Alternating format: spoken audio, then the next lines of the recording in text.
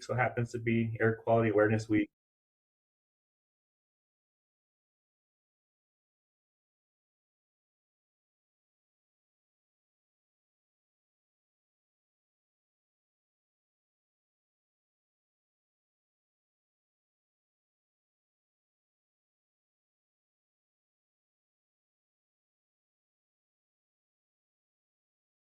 New Mexico Dust Symposium without the hard work and dedication all you who have come here today to share with the group.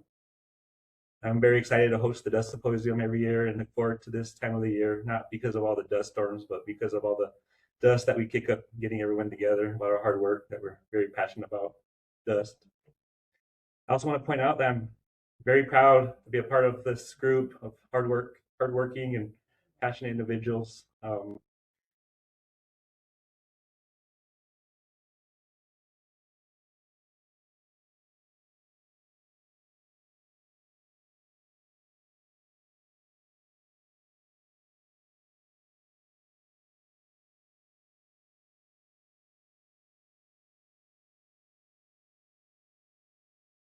You can learn a lot just by going back. It may not feel significant by itself, but as a collective, it all makes sense. It means something, has a vital piece to the puzzle. Well, here we are in 2026. No flying cars yet. We definitely have post-apocalyptic dust storms, at least down here in southern New Mexico.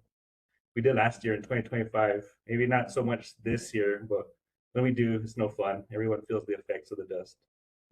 Dust is becoming more difficult to forecast and predict when an event will happen, especially this year. Our PM10 exceedances of National Ambient Air Quality Standards for 2025 were well over 100, with over 40 event dates due to high wind blowing dust down here in southern Doñana and Luna counties. More dust. What does that mean for me? It translates to a large exceptional events demonstration package planned for 2025. More work. In comparison, March 2025 had 9 event dates, while this year there was only 1 event date. As simple as receiving increased moisture in December can have all the difference whether we will have increased dust events the following spring, such as we did this past year. A lack of strong Pacific cold fronts is also another factor, such as that we had our first one this past week on April 26th.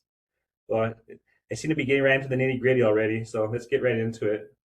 We have a packed agenda this morning with topics ranging from forecasting to health effects, mitigation to historical trends analysis, from Texas to Washington, with some updates about our collaborative efforts right here at our Lordsburg, Playa. So sit back, relax, and enjoy the presentations that we have lined up for you today. And so today, we're going to go ahead and start off with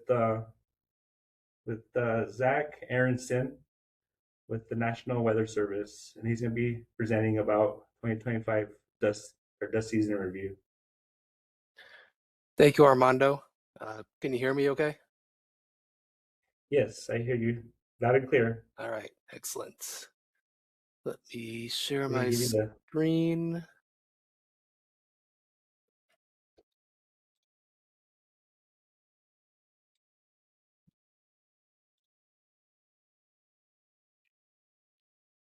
All right, can you see my screen okay?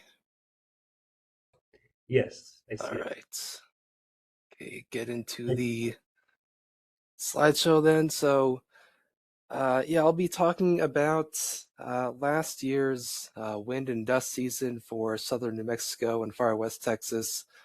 It was pretty devastating for our area of the country, with a whole bunch of very dusty days in the area. These images here are AI generated using Google Gemini. Image on the left is depicting a dust storm moving into El Paso, and then on the right is a few meteorologists trying to launch a weather balloon in a dust storm. So wanted to throw some of that in there for you guys. So looking at what our conditions were looking like heading into the dust season last year, it was pretty dry compared to normal, with severe to extreme drought across the region, especially along and south of the I-10 corridor. So that really set the stage for a pretty dusty season from February to May of 2025. And we also had some new dust sources along with the usual ones that we have west of Lordsburg, down in southwestern New Mexico, and then also in Luna County near Deming, we had some new dust sources that we didn't really know about until last year, so that kind of made things worse than they typically are for us, and yeah, made impacts quite a bit worse than usual. And then from a National Weather Service perspective, these are how many dust storm warnings we issued per day last year from February to May. So March and April were our big months. We had a few days that we issued at least 8 dust storm warnings, which are the criteria is a quarter mile or less for visibility in the dust storm. So it's what we were looking for when we issued these dust storm warnings. In that could depend on either ground truth from reports from New Mexico Department of Transportation, or just looking at satellites or traffic cameras, things like that. So that's yeah, what we were looking at last year. And some more stats here. These are the number of dust storm warnings issued per county warning area. So this red area here in southern New Mexico and far west Texas is our forecast area, EPZ, and then Albuquerque and Midland to our north and east, respectively, also had a good amount of dust storm warnings that were issued, and these are from February through May of last year, not the entire year, but yeah, I wanted to focus on just the windy and dusty season. So it was very impressive. We definitely had the vast majority of dust storm warnings issued for the whole country, just in our neck of the woods. This graph is showing the number of dust storm warnings that were issued from February to May for our office. So you can see here, really not a whole lot, just a few each year before last year, and then we spike up to over 100 dust storm warnings that were issued during this time frame. And yeah, on the left there included a couple of stats from Tom Gill, who works for University of Texas at El Paso.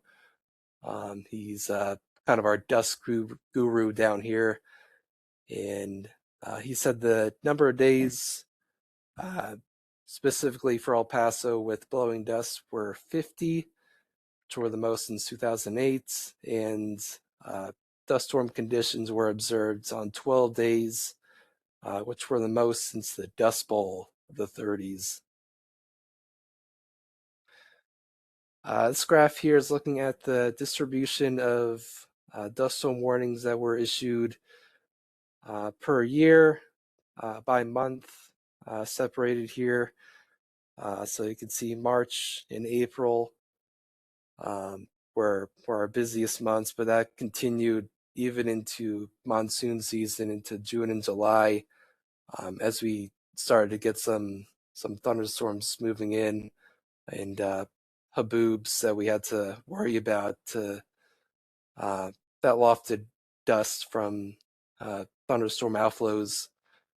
But yeah, really not a whole lot of dust storm warnings were issued per month until last year.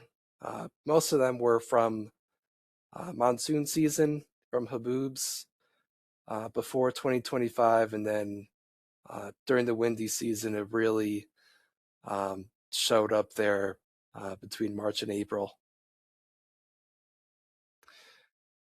This is showing the year-by-year distribution of dust storm advisories. So we're looking at visibility less than a mile, so less severe impacts here, but kind of a similar trend to the graph I showed before, with a pretty significant spike between the previous years and 2025.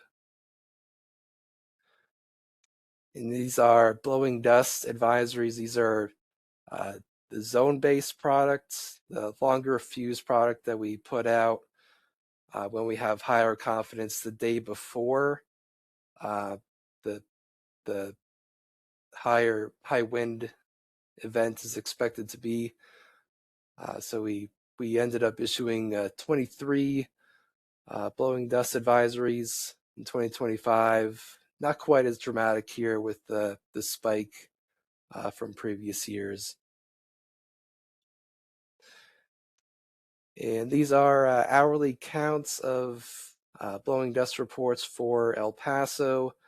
So you can see between 4 and 8 p.m.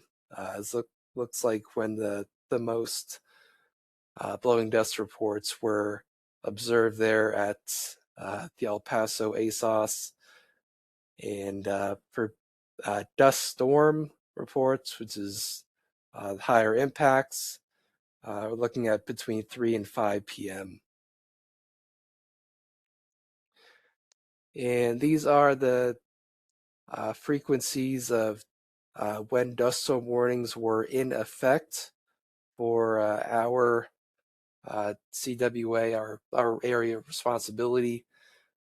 And these are encapsulating not just 2025, but going back for the whole record back to 2013. And we've seen that during the spring months, between about 3 and 5 p.m. is when we see the highest number of dust storm warnings that are in effect. And a little bit later in the day, if you look at the entire year, including monsoon season. Then these graphs I'll just breeze through here. I was trying to look at how significant wind events compared to how many dust storm warnings we issued from our office. So not a big sample here in February. There were a couple days that we issued dust storm warnings here. So not a clear wind threshold to see when a dusty day was observed. And then for March, a little bit better of a trend here. So you can see that the windier days here, the higher red and green bars show generally the dustiest days with the higher number of dust storm warnings issued. So I estimated about 45 knots for a max gust was a decent threshold for a solid dusty day for us. April, kind of similar. You can see the higher red bars here generally align with the higher number of dust storm warnings that were issued. So I estimate about 45 to 50 knots was a decent threshold there. And then for May, as we kind of wind down on our windy season, we still had a few dusty days here in the middle of the month where we issued 7 and 6 dust storm warnings respectively. So again, about 45 knots seemed like a good threshold to expect a few dust storm warnings to be issued. And then looking at how 2025 compared to previous years based on wind. So decided to look at El Paso and Deming, and seems like we were pretty in line with previous years on just how windy it was. It's maybe a little bit above normal uh, for like high wind days, and then yeah, Deming kind of similar, maybe average to above average uh, high wind days for 2025. And then looking here, this is the number of LSRs or local storm reports we found for dust. And we saw the highest number of reports were in Luna County, which is right here in this county, down in southwestern New Mexico. So that's where we saw our highest impacts, with a lot of closed highways on many days last year. And I-10 ended up being closed a few days, all the way from the Arizona New Mexico state line to Las Cruces, which is a pretty long commute there. It's a couple hour drive during that stretch. These are a few lessons we learned here. 2025 was average to above average for the amount of winds that we saw, but the prolonged drought in dry winter months really set the stage for a historic amount of dust storms in our area. But luckily, this year has not been nearly as windy and dusty. We just had a couple dusty days recently, so that's pretty lucky for us that we haven't had to deal with as significant impacts as we saw in 2025.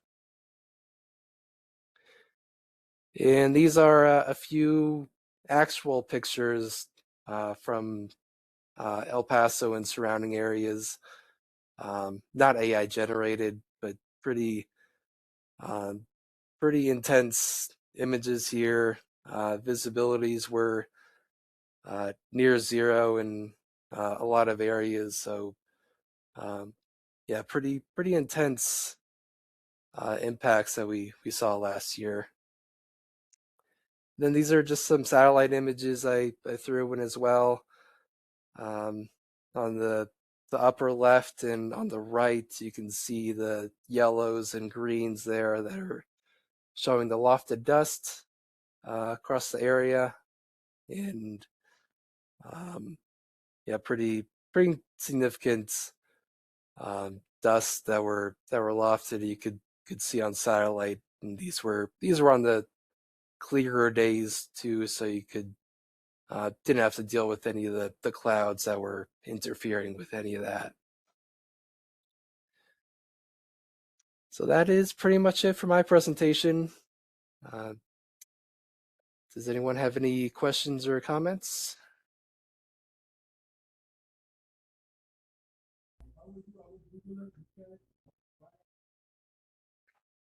Great presentation, Zach. Just wondering if anybody had any questions or for Zach.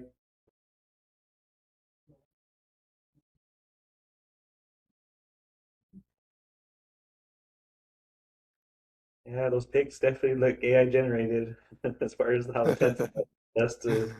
El Paso those days. Last year was really bad Mm-hmm. with those seemed like orange days as far as how bad that dust was. Create like orange tint or reddish hue to the day.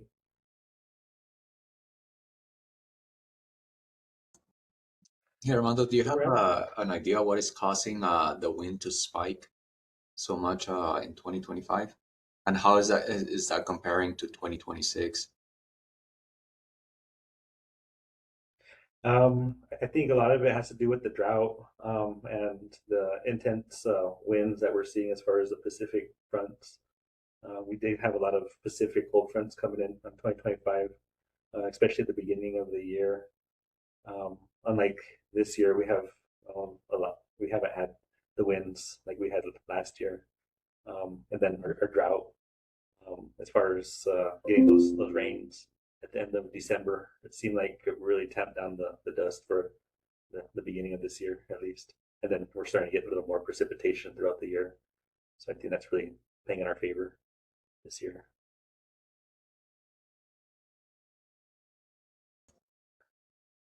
Thanks. All right. Yeah. There was another question.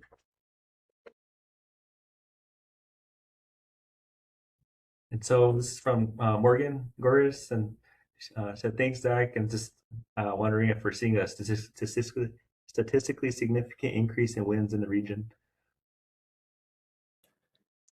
I don't think it's statistically significant. I'd say it's more random. It just depends on, as you were saying, how many Pacific fronts we get each year, which can really vary. There hasn't been much of a trend year over year of how many windy days we've seen, but you could see maybe on that graph that I showed earlier that there's maybe a general slow upward trend over the decades. It is getting a little bit windier, but I don't think that's very significant in my opinion.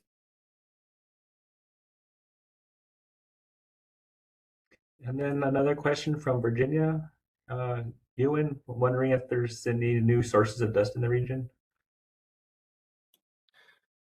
Yeah, there's a few smaller dust sources that I showed early in the presentation around Deming in Luna County that did cause some pretty significant issues just east of the city of Deming. That we saw some closures of Highway 549 and I-10. So those dust sources did have an impact last year with just how dry and how much of a severe drought that we were in. And were those agricultural or just other sources? Yeah, I think they were agricultural. Mm-hmm. Great. Thank you. All right, so let's go ahead and go on to our next presentation. Thank you for that presentation, Zach. And we'll go on to our next presenter, Maura Hannenberg with the Salt Lake Community College. She'll be presenting about dust sources in the Eastern Great Basin and meteorological drivers of emissions. Hello, can you hear me okay? Yes, loud and clear. Okay, so let me try to share. Let's see, select.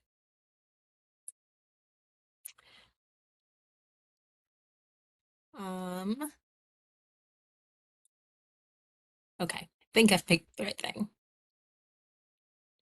Okay, I think you should be seeing the correct slides here. Yes. Okay, so I'll go ahead and get going. So I first want to acknowledge first my co-authors on this. And so I have numerous co-authors. Most of these were actually Salt Lake Community College students while they were working on this project. And some continued when they transferred to the University of Utah. And then I also want to acknowledge the funding for this project was through the National Science Foundation. And this was part of a collaborative grant called Dust Across a Desert Urban Summit Transect, or Dust Squared. And I was the lead on kind of the atmospheric transport part of this grant, with other folks focusing on source areas and deposition of dust and dust on snow and ecological effects. So lots of other stuff. So if you search for Dust Squared, you can find some of my other work from this project. Whoops. Okay. Okay. So the other thing I wanted to share, which is not on the research side, but on the outreach side. As part of this project, we also created a couple different outreach products, and we're actually in a middle school outreach after school program teaching students about dust. And so if you are interested in any of this curriculum about dust, we have this available. I can email it to you, as well as the other product was a scientist spotlights of the scientists of Dust Squared, for kind of targeted at kind of middle school age students. So my email will be at the end, and you can, if you're interested, let me know. So we're going to talk about dust transport in the Great Basin, which we'll look at this in a moment, but our research focuses on Western Utah and most of the state of Nevada, but also adding in a couple other areas such as Southern Idaho in terms of our dust sources.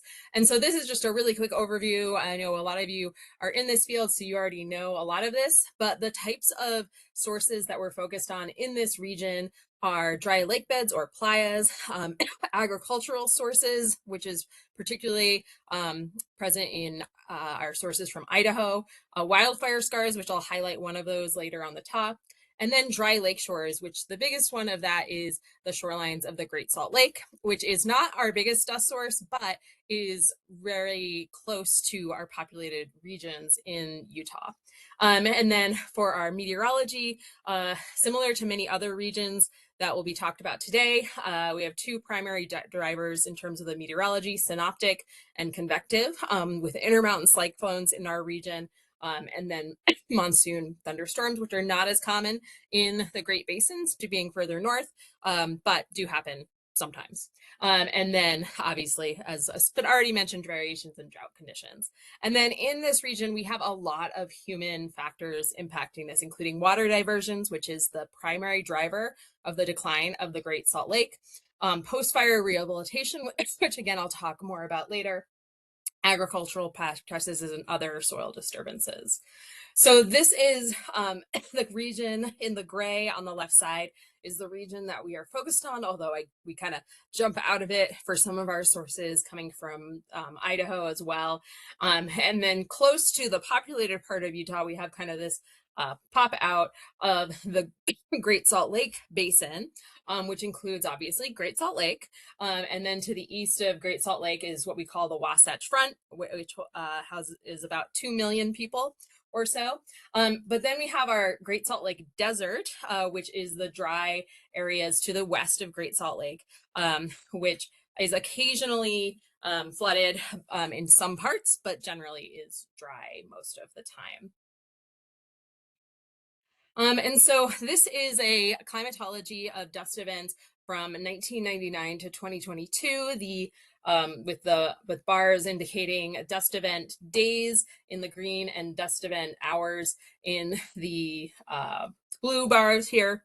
And when we looked through this period, and this is using meteorological observations of dust, so basically if the KSLC weather station kind of indicated that there was dust at the time. So this is missing some blowing dust events because that doesn't catch all of them, but that's what this data is from. But from those data sets, we identified kind of two primary time periods when there was kind of enhanced dust production.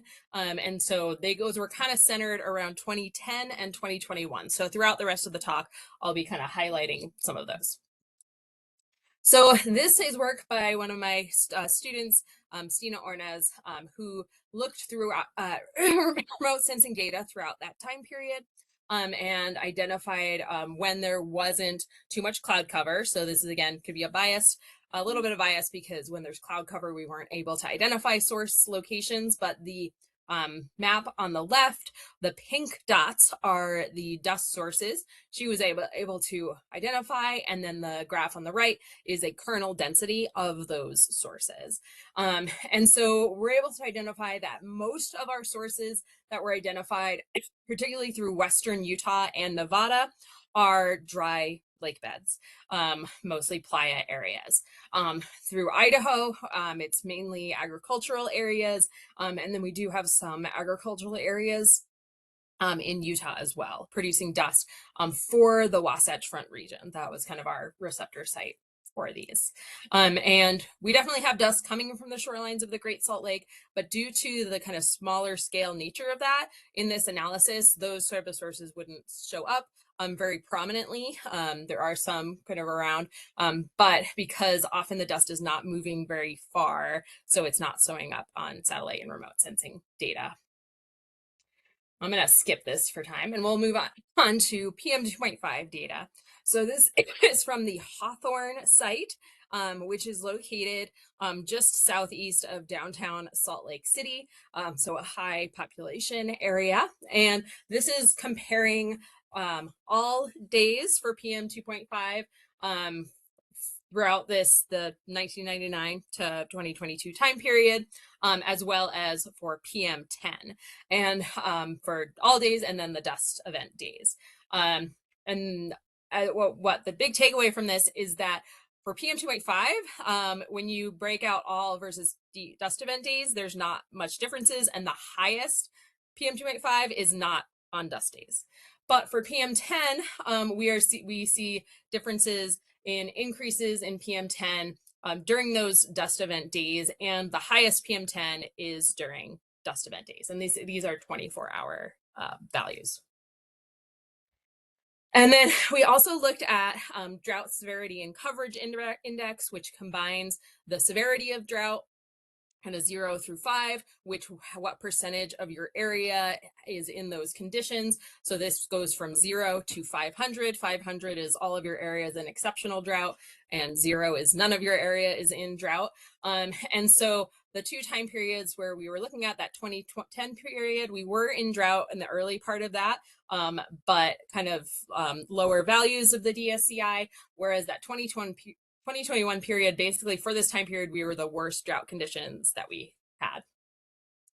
And I will come back to the wildfires in a moment, but wildfires were a factor in that 2010 period. And you'll notice the big bar in 2007, we had a really large wildfire that we'll talk about in a moment. It's called the Milford Flat wildfire.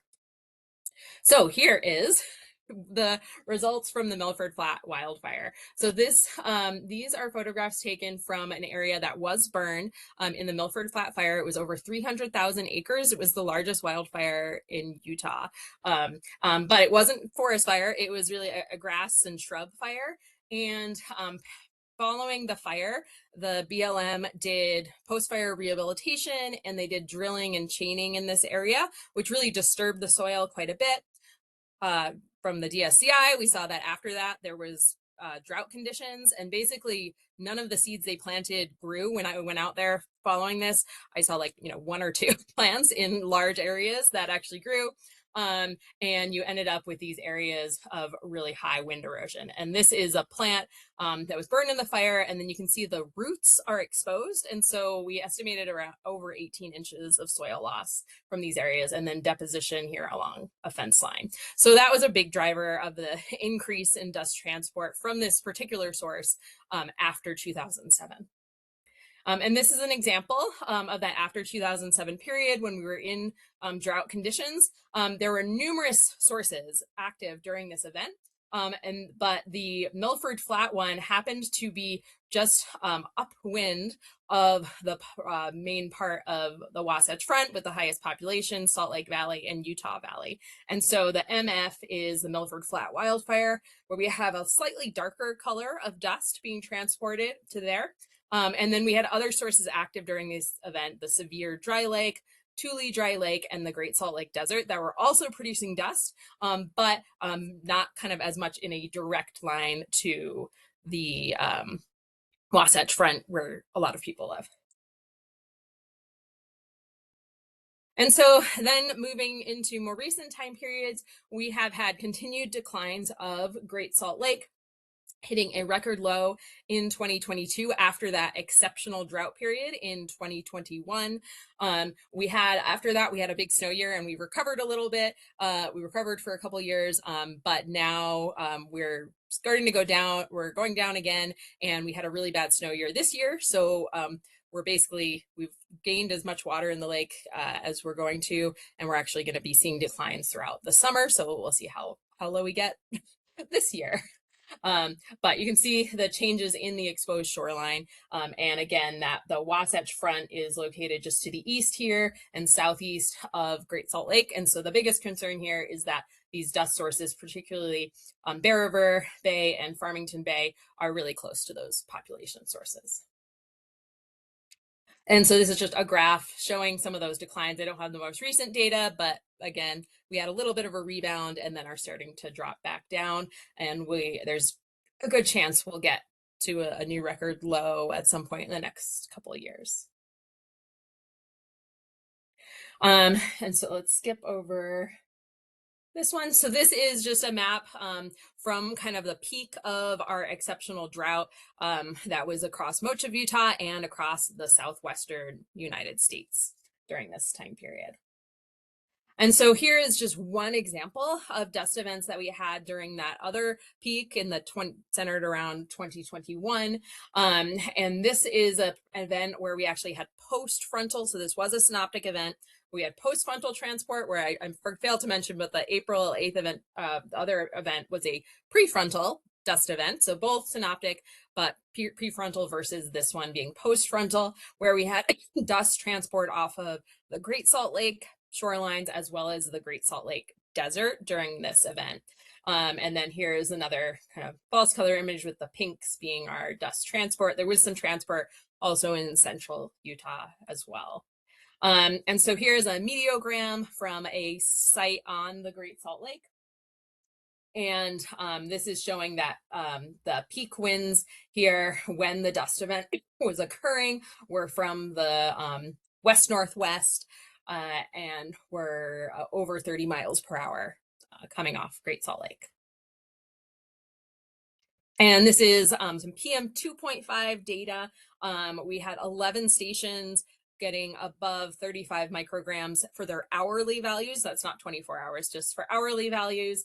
And the Urda station, which is in the blue here, had the highest values, which is located a little bit west of Salt Lake City in the kind of the next valley over. And this event got a lot of media attention because we had precipitation coming in as the cold front moved in, and we got mud, snow, and mud rain with this event. And so people are like, why is there brown all over my car and all over the snow? So in conclusion, the main drivers for that 2010 time period were the wildfire causing increased dust transport up towards the Wasatch Front, post-fire rehabilitation that wasn't really effective due to that moderate drought, and the main driver was intermountain cyclones. I've done previous research, and that was really the biggest driver of those events was intermountain cyclones or synoptic. And then 2021, we kind of have added on the Great Salt Lake as a more of a source than it used to be. During 2010, Great Salt Lake dust events were quite rare, but now they happen more regularly.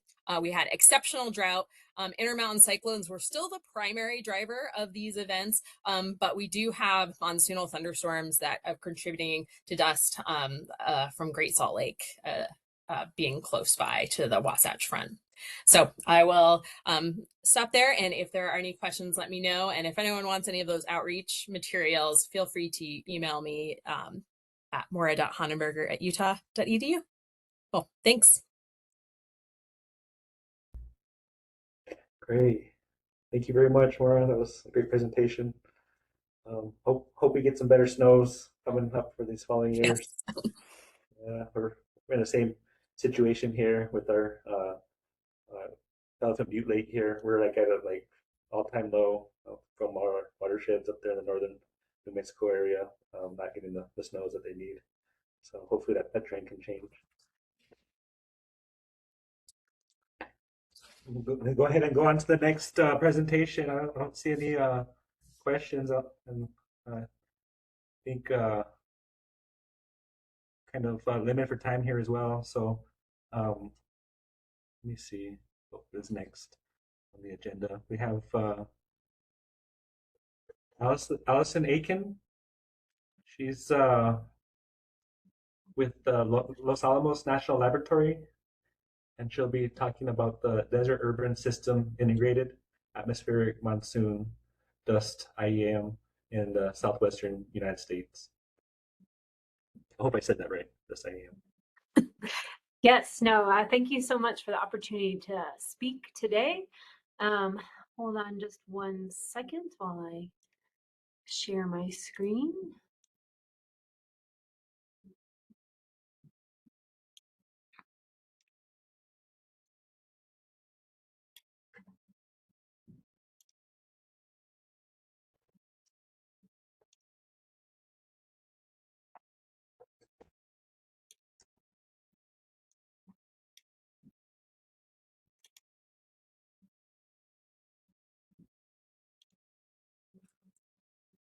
All right, how does that look?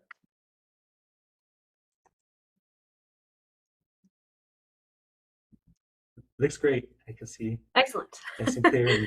I was a little worried I might have been muted again. All right. Oh, well, thank you so much for the introduction.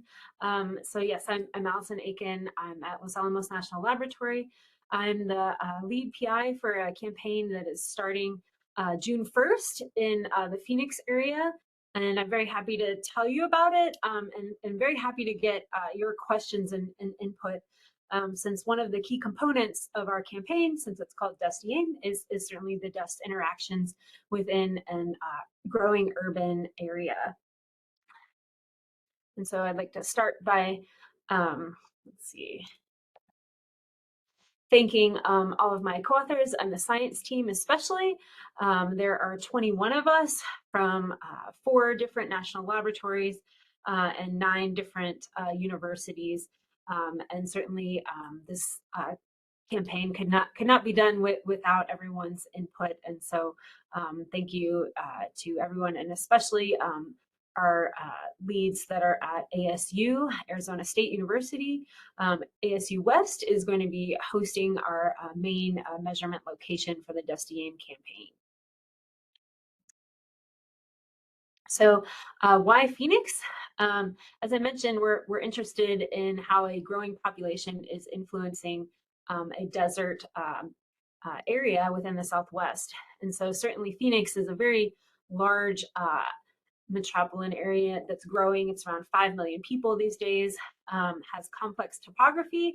If you haven't visited before, there's a picture there. You can see there's a lot of these little mountainous structures within and surrounding the metro area, in addition to as you move further north and northeast of the metro area as well, that also contribute to the uncertainties in predicting weather and dust storms and those kinds of events as well. We, of course, have limited water resources within the area, extreme heat, and a growing population as well. So the DUSTIEAIM campaign is focused on looking at, well, essentially enhancing the observations. We're going to bring in like 50 different types of measurements that look at radiative properties, aerosol interactions, cloud formation and precipitation. And we're focused on the impacts of the North American monsoon that they have on the dust storms. As have already been mentioned, you can have these convective events that kick up the large dust events, as well as the ones that occur in the spring and the fall as well. Of course, heavy rain, flash flooding, and lightning and fire can also occur during these kinds of conditions as well. This project was proposed in synergy with the US DOE Urban IFL called SWIFL. And so, as I mentioned, we have a lot of different interested parties, and we're looking to work with other agencies as well to find out what kind of measurements that are coming out of this campaign could be helpful to you and your interests. So moving right along, since this is the Dust Symposium, I just thought I'd pull up a couple of pictures. One I took just last week. I managed to be flying out on that very windy day that was kicking up a lot of dust in New Mexico and West Texas. I believe it was last Sunday, a week ago Sunday, and then also in Arizona. One of the big ones that hit last year, which our campaign hadn't started yet, so we weren't measuring yet, but you know, I would assume that these kinds of things are will continue, and that's part of the reason why our campaign is a 16-month campaign. And so we're going to cover 2 of the June, July, August, and actually through September into 2027, 2 of those summer periods. And so that was a big one that caused power outages, had down trees, delayed flights, and had very dangerous driving conditions that impacted the larger Arizona area, Tucson and Phoenix as well.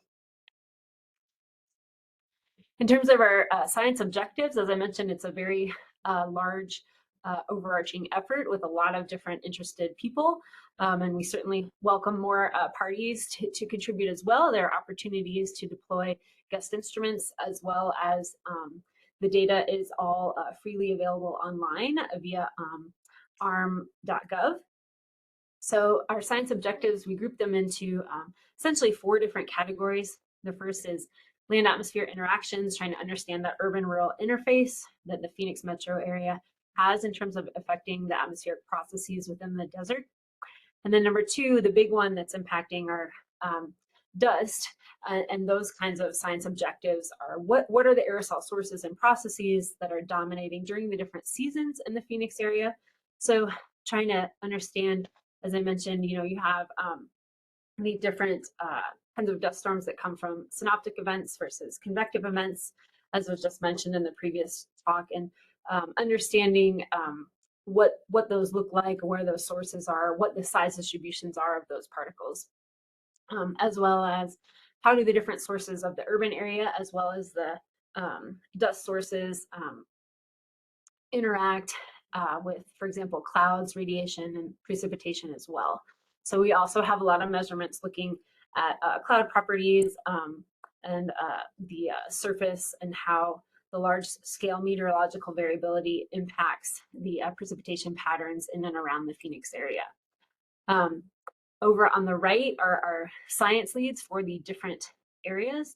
I apologize, I didn't introduce that earlier. So for land atmosphere, that's Enrique Vivoni at Arizona State and Katja Lamer at Brookhaven. For aerosol processes, that's myself and Sonia Cardenweiss at Colorado State. Precipitation processes, it's Adam Varble at PNNL and Bart Geertz at University of Wyoming. And then our overarching objective is to improve process modeling. Our leads for that are Jan Fang at Argonne and Matt Georgescu at Arizona State. And so we really want to collect the observations to understand the physical processes that are going on, and so that we can have better predictions of these dynamic conditions that are impacting a desert urban environment. So I believe I started a little late, but in the interest of time, I can just kind of quickly go over the science objectives, focusing a little bit more on the one that impacts the dust. The first one, the land atmosphere interactions. We want to look at diurnal and seasonal cycles and understand more about the urban heat island flux. We have a lot of measurements you can see kind of listed here. The key ones would be Doppler LiDAR, surface meteorology, radiosondes, scanning radars, as well as eddy flux measurements. Some of the areas that we are looking for more collaborations could include things like soil moisture measurements, plant evapotranspiration, understanding more about the different dust sources and what kind of situations might help mitigate a dust event. Essentially more measurements across the different land use areas as well, since we are centered on one main site with our campaign. In terms of the science objectives number 2, so those are the ones looking at the aerosol processes that are heavily interacted with dust sources. One of the key things that we have in looking at this, probably not surprising to anyone here, is that if you look at the data from the improved network, you can see that the number of most impaired days plotted out by month for the bottom, which is in blue, in Phoenix, is very different than for the surrounding areas that would include more desert sources and agricultural sources. And so we just want to understand a little bit more about how these interactions impact the different kinds of cloud processes, dust events, and other kinds of just more chemical measurements and optical properties on the different sources and sinks of the particles. So one of the key measurements for this science area is the aerosol observing system. There's about 15 different measurements in that container.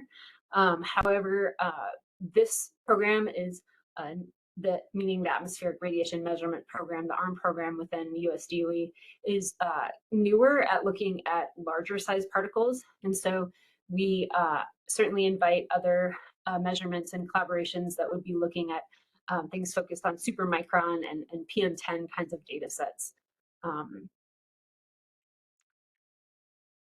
In terms of the science objective 3, as I mentioned, one of our other key components is really understanding how the particles interact with cloud formation and then eventually a precipitation process.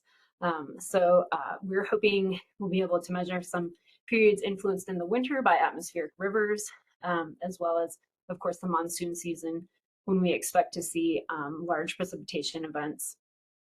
The key measurements for this are we have a scanning precipitation radar. I apologize, it says requested. That is approved and it is being deployed. I think it's actually being set up right now. We have wind profilers, radiosondes, micropulse lidars, Doppler lidars, just surface meteorology, and radiosonde launches as well that are every two times a day, except for during our IOP periods, which we have several of those, at which point they'll launch 4 to 6 times a day. In terms of the model integration, as I mentioned, one of the key things for dust is we really want to improve the dust source areas so that we can help improve the both regional and global scale modeling within DOE. We're very focused on the E3SM model and then trying to improve those aerosol effects and interactions with radiation and cloud processes. I won't spend a lot of time on this here because I think I am short on time, but in case you're not familiar with a US DOE ARM campaign, for example, I said there's usually about 50 instruments. We have kind of put them into like 4 different categories. So there's radiometry, surface meteorology, aerosols, which as I mentioned is a key component for this campaign. Looking at physical, optical, and chemical properties. We have size distributions, number concentrations. Less of, as I mentioned, the total mass, kind of a concentration like a PM 2.5 or a PM 10. But certainly, as I mentioned, there's opportunities for collaboration there. Water uptake properties, trace gases, and other meteorological parameters, as well as cloud physics. And as you can see in the pictures, there's some images of some of the radars in the field, as well as the what we call the field instruments, and then what a site looks like overall in general. That's a campaign that was called Tracer that was in Texas a few years back, since we don't have a picture of our site because it's not quite set up yet. And then some of the key things that we have that are special for the DUSTIEAIM campaign are a scanning precipitation radar, aerosol chemical composition measurements, black carbon measurements, and also ice nucleation measurements as well. In addition to that, as I mentioned, anyone can propose to deploy instruments to one of our sites. There's a process involved in that, and certainly you can reach out to me if you're interested. For example, Lanel is going to deploy our guest aerosol instrument container. You can see a picture of our team on top of it in the top right as we deployed it at Texas. We've also deployed it in California to a campaign called EPCAPE.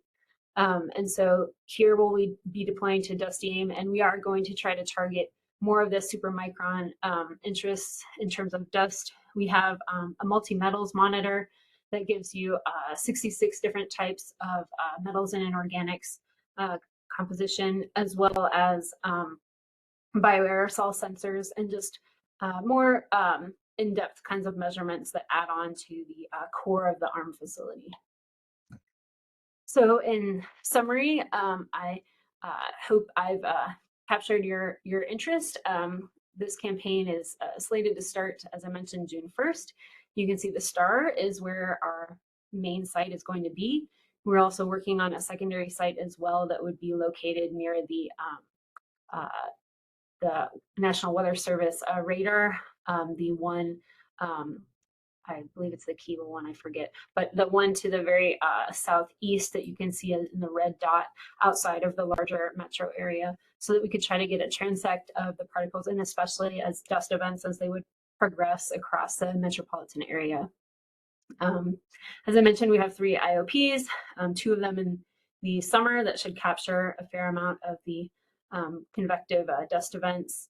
We're looking, if you're interested in helping as well, or getting involved, we will be doing forecasting and are very interested in trying to understand how well we can forecast when there's going to be a dust event, whether that's during the summer or during the, as I mentioned, the spring and the fall, then also to be periods where there's a lot of dust that's being observed in the area as well. And with that, I'll thank you all for your attention. And if I have any time for questions, please let me know. But if I don't, then I apologize. Thank you, Allison. Very informational presentation. Best of luck with your project coming up here in June. And that's going to be some interesting information that comes out of that. I'd like to invite you for another symposium in the future, maybe to give an update, on how that turns out. That'd be great. Yes, definitely. That would be, yeah, I'd be very excited to do that. So if anybody has any questions for Allison, can you please enter them into the chat? And if you've already presented, there may be a question for you in the chat as well. And if you could answer the questions in the chat, that would be most appreciated. And so we'll go ahead and go on to our next presentation. So we'll go ahead and go to Cheng Xu with the George Mason University. The topic will be 3 decades dust climatology and trends from 1988 to 2022. From ground monitoring over the West United States. Yeah, thank you for the introduction, and I'll start to share my screen.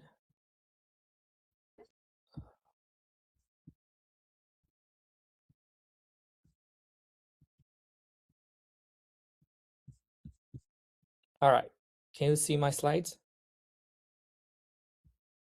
Yes, and I hear you loud and clear. Okay, thank you. So I'm Cheng Xu. I'm from the George Mason University. I'm a PhD student at the 4th year. So today I'm going to present the 3-decade dust climatology and trend from ground monitoring over the Western United States. So, well, I think we've pretty much familiar with dust storms. So dust storms are combined with turbulent winds and exposed loose soils, dry surfaces, and they contribute to high PM10. And it can have a lot of impacts, such as it can cause valley fever, food contamination. Also, it can reduce visibility, posing great threat to transportation, such as aviation, roadway, and marine safety. From 2007 to 2017, it caused over 200 fatalities over the contiguous United States and Alaska. So for this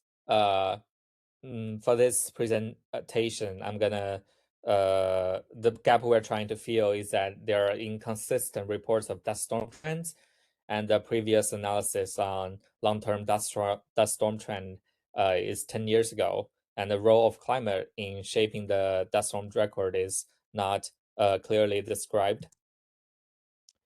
So the research goal is to investigate the evolution of dust storm events and the climate drivers behind that. The reason why this is important is that it can contribute to the understanding of climate impact on society through the lens of dust storms. So first, we introduce a little bit about our data, which is the improved network. It's ground stations collecting aerosol samples since 1988. It collects samples on Wednesday and Saturday prior to 2000 and every 3rd days afterwards. So it measures total PM10 2.5 and total PM10, elements like aluminum and calcium, and also ions and carbon species. Here is a satellite view of the improved network today. You can see it's all over the United States. But because we want the long-term trend, so there are only 18 sites that's selected based on the data length and completeness. All of the 18 stations are in the western half of United States. So to identify the dust storms, we have the method. The method is revised from Tong et al. 2017. The process is the first, review the satellite data from the MODIS sensors to identify well-recorded dust storms. Then we obtain the ground measurements from the improved network of those well-recorded dust storms. Here is a schematic showing that process. So from the satellite, we can see there's like clear dust plumes over here, and over here. And from that date, that location, we obtain the ground measurements from the improved network. So we can see those spikes from PM 2.5 and PM 10. And also we have other characteristics such as like fine calcium, fine soil, and we'll develop potential rules for identifying the dust storms from those characteristics. The reason we can do this is that aerosol data during dust storms has unique chemical fingerprints.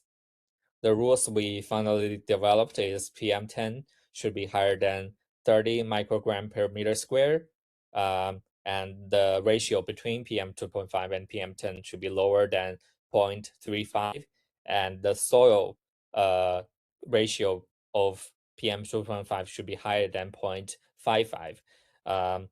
And further screening is also applied with anthropogenic elements to remove the events with anthropogenic influence. So we also applied a division. So if the PM10 is lower than 40 micrograms per meter square, it's defined as a moderate dust storm. So if it is above that, it's a severe dust storm. We'll talk about that later. So this is a schematic showing the dust storms we identified.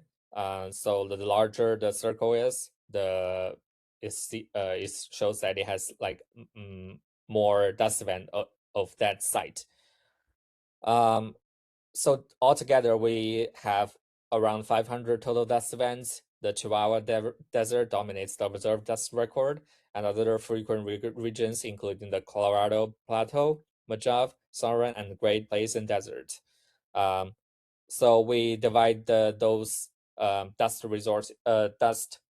events into two regions, which we'll further investigate in our later research: the Northwest and the Southwest.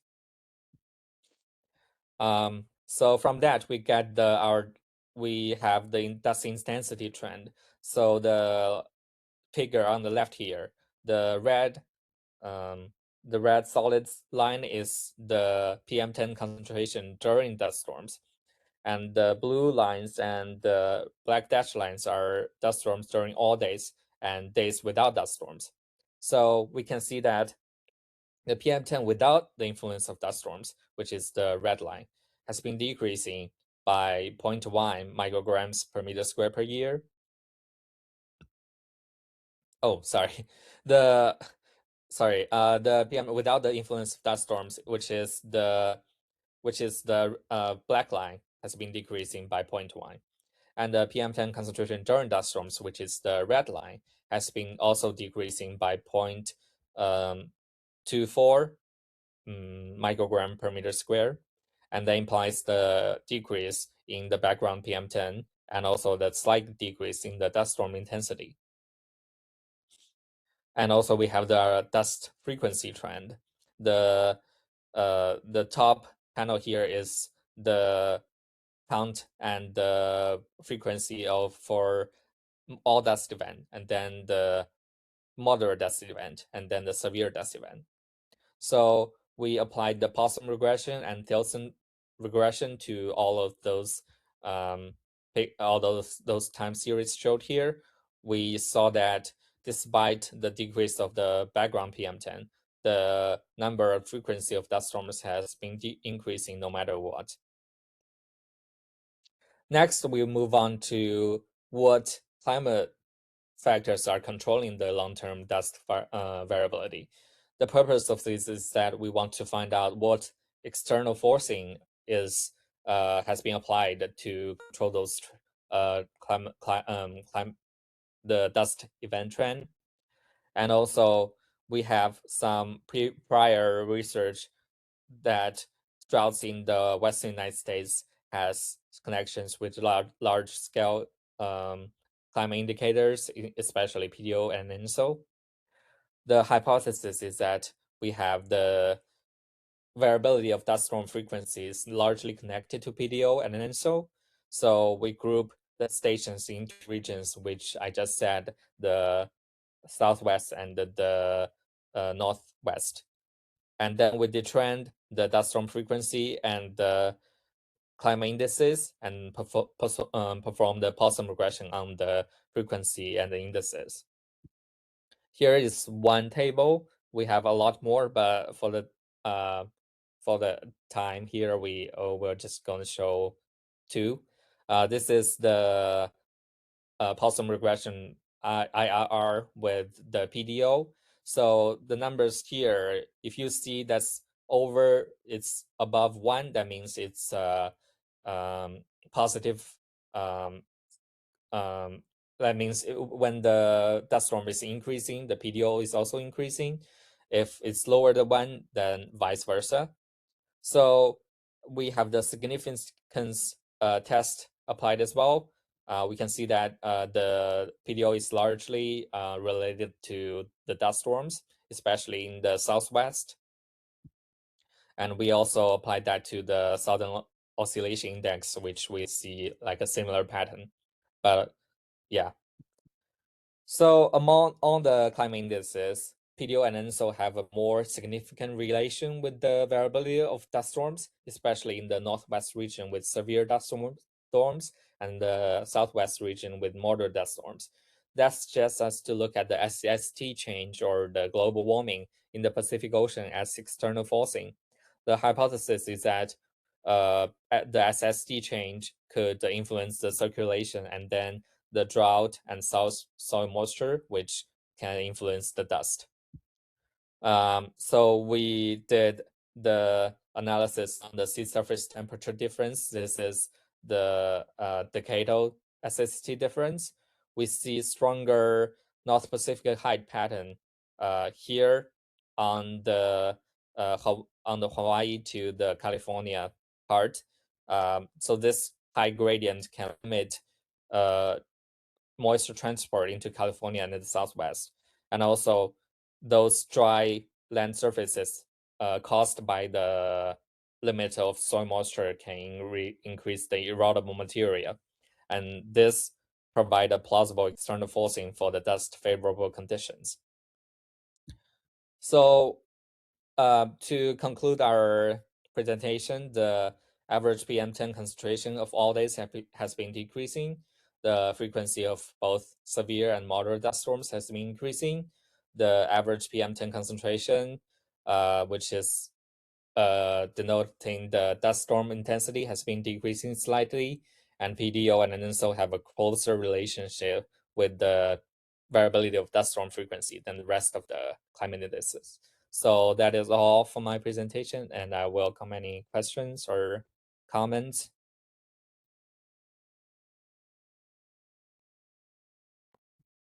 Great. Thank you for that presentation, James. Very interesting. Thank you. It's interesting that the PM10 concentrations are slightly decreasing a little bit. Even the Yeah. Mm-hmm.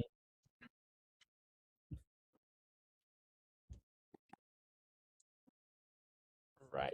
So I'm gonna. All right. So if you don't have any questions for Jane, go ahead and go on to the next presentation.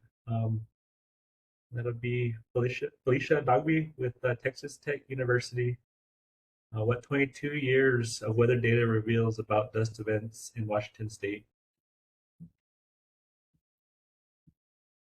Hi everyone, my name is Felicia and sorry, let me share my screen for a second. Okay.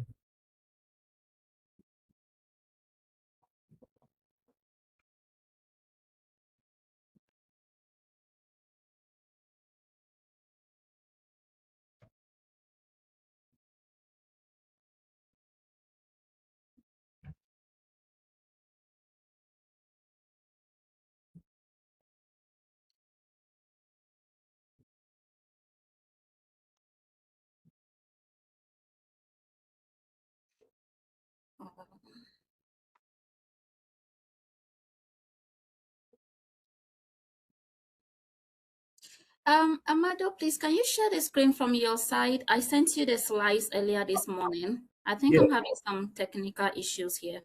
Okay. Yes. Thank you. Let me pull it up on my end.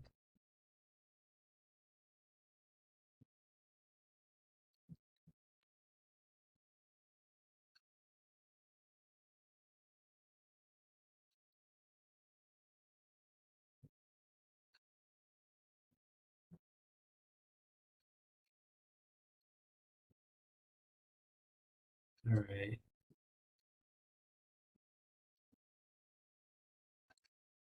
Okay. Great. Hi everyone, my name is Felicia. I'm a PhD student, second year in Texas Tech University. So today I'm very excited to share with you a part of my research on dust event in Washington using surface observation data from 2000 to 2022. Next slide, please. So dust event in North America is an issue, well, as we all know, and this map is showing us all the sources of dust events, and that include Washington State up over there. Please, next slide. So in Washington, dust event is basically from the Columbia Basin, some agricultural lands, and dry lakes bed, as we can see in these pictures here, where we saw dust event coming from these sources, and a dust event coming towards a ban in agricultural field. Next slide, please. These are some of the impacts that dust event had in Washington, and this can reduce visibility near zero and is very dangerous, some causing accidents and some also leading to at least one death each year, which we know that is even more than that because some of them do not get to the headlines. Next slide. So according to my work, we use some criteria and some data from AWAS and ASOS stations. So AWAS and ASOS stations are located around the airport.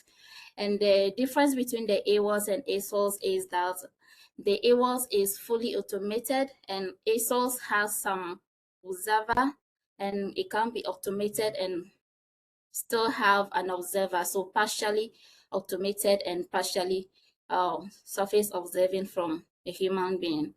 And the data is recorded from hourly in 1980s until 2016 when they started recording 5 minutes, and in some special cases we have data recorded for 1 minute or less, and it record these parameters: pressure, visibility, precipitation, weather codes, which I'll talk a bit about, air temperature, relative humidity, dew point, wind speed, and wind direction.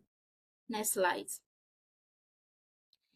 So for the criteria that we use in identification of our dust events, we depend on weather code, and the weather code is telling us what is happening at the moment.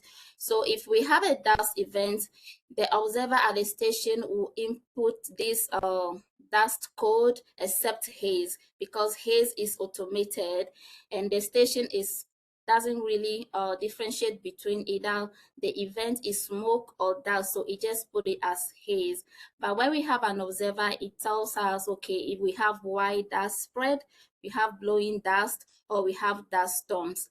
And the second criteria is wind speed. When wind speed is above 6 meters per second and visibility is decreased below 10 kilometers, we classify them as potential dust events. Please, next slide. So this is a typical example of a dust event day. So we could see an increase in wind speed, that is in the black, and a decrease in visibility, that is in the red. Please enter. And this is an example of how the data look like when we have a dust event. And this dust event here is recorded by an observer at the station. We see that we have BLDU code, we have wind speed, which is above 6 meters per second, and visibility reduced below 10 kilometers. Next slide. So after all these criteria have been met, we classify the event as potential dust event because we need to confirm it to be sure it was really dust event. And how do we classify that? Sorry, how do we confirm that? We confirm that with PM10. We confirm that with satellite images. So this is an example. We have a dust event day on the left, and then in the middle we have a peak in PM10, and then at the same time we have the source showing us on aerosol watch on the right. Please, next slide. Another way of confirming is also a satellite image. This is GOES image, and also MODIS showing us the dust movement. Next slide.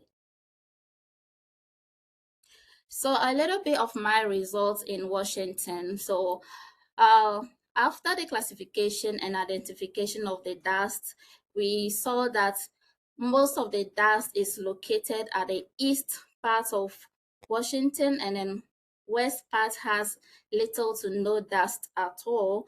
And the total dust events was 599 for all the stations. However, after we remove the duplicate date, we have number of dust days reduced to 336. And among these 336 dust events, only seven of them were dust storms. Please, next slide. So for the spatial distribution, that was a spatial distribution, sorry. For the temporal distribution, we saw that 2021 was the highest dust event, which reflects because of the extreme drought that recorded for that year. And August, which is summer, has the highest. Next slide. And for the time of the day we have dust event, it could occur at any time. However, the most time that it occurred is from 2 p.m. to 6 p.m. around that period of time. Next. Then most of the dust lasted less than 1 hour, which they are very short-lived, and only few of them lasted more than 10 hours. Please, next slide. Yeah, so in Pasco, which has the highest dust event, we saw that, please, next. Still, 2021 has the highest dust event recorded. Please, next. And the same applied here. We saw that most of the dust occur around 6 p.m. and October has the highest dust event, where spring has the highest in terms of season. And the duration also, most of them lasted less than 1 hour and few lasted more than 10 hours. So this is the comparison of the meteorological events like visibility, wind, gas, wind speed during dust events and during non-dust events. So during dust events, we saw that the the mean or the media is around 10. For wind speed, it's more than 10. And then for non-dust, it's even below 5 meters per second.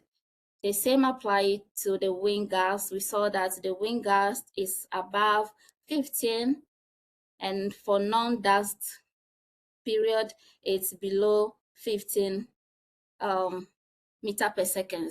And the same is also going for the visibility. We saw that visibility is below 10 kilometers when we have dust events, but it's up to 15 or 16 kilometers when there is no dust event. That means we can clearly see when there is no dust event. However, we cannot clearly see when there is dust event. Next. And this is also showing temperature and relative humidity during dust events and non-dust events. So relative humidity during dust events is below 40.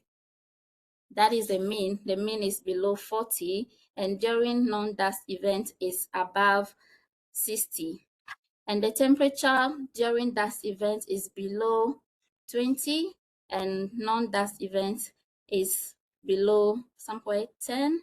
So that is for this one. Please, next slide. And we also compare the wind during the event. So for the wind rules during dust events, it's mostly to southwest, a few from west south, west northwest, and during non-dust events. Please, next slide. We saw that the wind is all over, which is very weak and doesn't have much effect. Next. We look at the relationship between the parameters and how they correlate with each other if one is impacting on the other. Please, next slide. Sorry, yeah. So since we are focusing on wind speed and visibility, I just highlighted this to show you that, well, wind speed has a great impact on visibility. That is giving us a negative value. Next. But during non-dust events, the same here, it really didn't have any impact on visibility. So we have a positive value for that. Please, next. So in conclusion, this is a preliminary work. So at the end, we would like to find out the cause of the dust event, if they are synoptic or convective, and also compute the climatological variability using ENSO, PDO, and the rest, and also compute some statistical analysis, t-test, ANOVA, to better understand the impact of dust event in Washington. Thank you. Please, next slide. So this work has been funded by NSF, so I would like to acknowledge them for their funding, and also Texas Tech for the admission. Next slide. Thank you. Questions and contribution.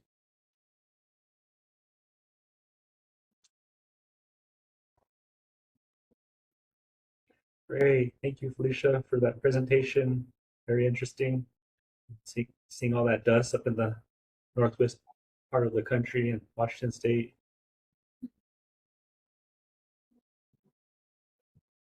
So if anybody has any questions, please feel free to leave them in the chat for Felicia. So we'll go ahead and go on to our next presentation.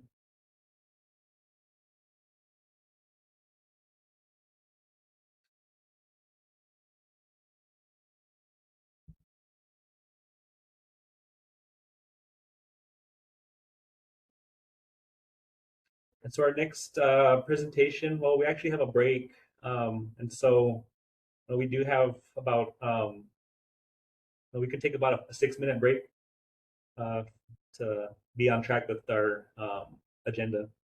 So we're doing pretty decent for time here. So if you feel rushed, feel free to take your time that you need. We'll give everyone the time that they're needed to present.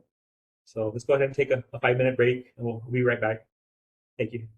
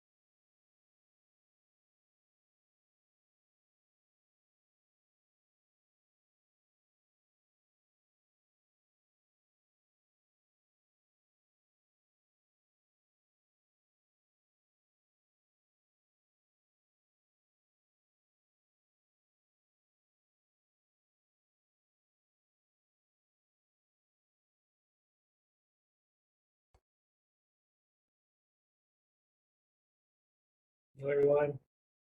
We're rounding the 11:30 o'clock hour, so we can come back from the break.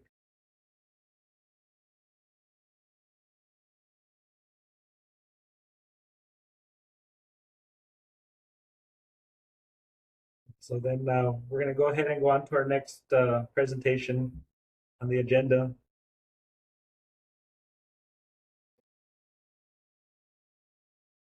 So we're halfway through the symposium this morning or this afternoon, wherever you're at. And so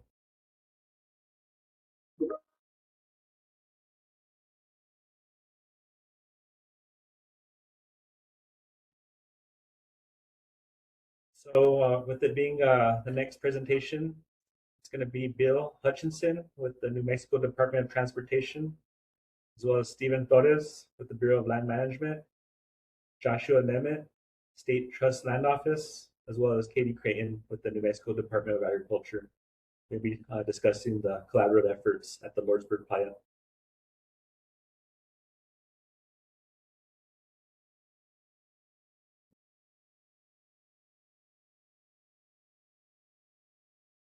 Thanks, Armando. Not sure if the system's going to let me share my video, but I will share the presentation. Okay.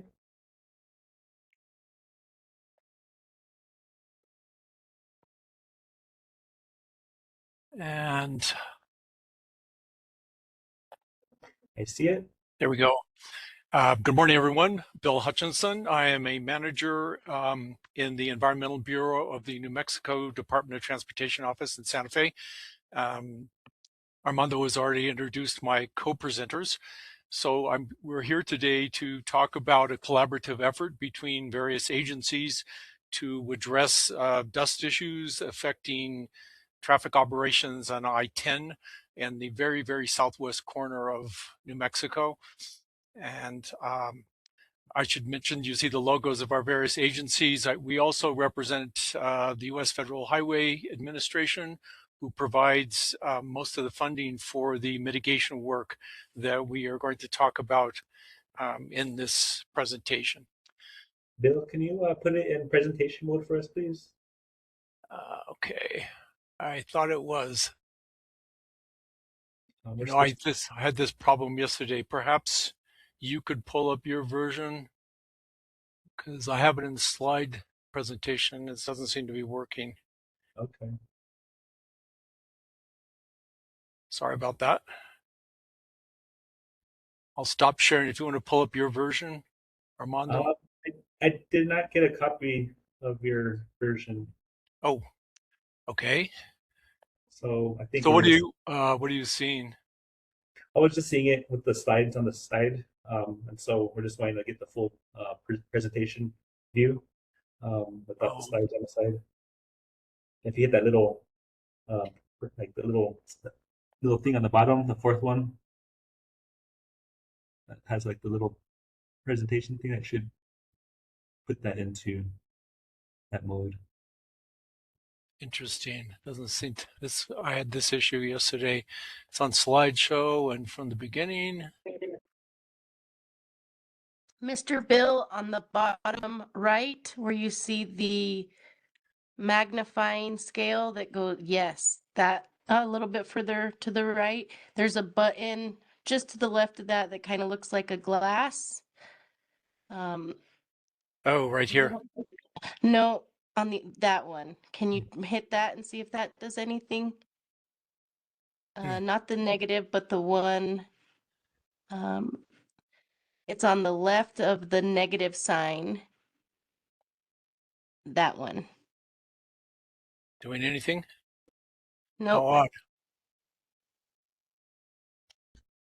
Maybe we just move forward as the. Let's just go ahead and go forward like that. Sorry, folks. So we'll just roll through this. So we have a situation on I-10, chronic, these are dry lake beds. There's a series of them going into Mexico. They do have water from the winter monsoons at times in them, but during most of the year they are dry and they are dust emitting depending on uses of them. By and large, use is restricted, but human activities or agricultural activities such as grazing can disturb the crust on the surface of the lakes, plus activities in the uplands can cause dust migration onto the lake surface itself of dust or soil particles, which then become airborne with dust events. We have, this is a graph showing the amount of crashes per milepost in this area. There have been, as was on the previous slide, quite a few fatalities attributed to this over the last 40 or 50 years. We had at the largest spot there, milepost 13 or milepost 12, we had 4 fatalities in February of 2025. And as the DOT is largely a safety organization, we have teamed up and been working for some time with partner agencies to address this. We have a little bit of background. We've partnered with private landowners and other agencies that will also be speaking. There was a particularly bad crash at milepost 7 in 2014 where a dust trail came off of the Playa and 7 people died in a fireball of trucks and cars. And then 10 minutes later, the sky was blue and the dust was gone. So we've started and we've learned a huge amount about dust in this time period. We've done a lot of projects, which we're about to show you some of our work. We're collaborating not only with the folks on this call, but also with the NRCS, NMSU, the Jornada, who's following. Brandon is going to be following the presentation. And we've done a variety of mitigation measures. This is again the same kind of view showing the I-10 corridor going from the Arizona line across for the first 16 miles or so. And we started in the lower left box, the road forks. We fenced off 200 acres of land and have done restoration measures. We have instrumentation out there showing how we're doing.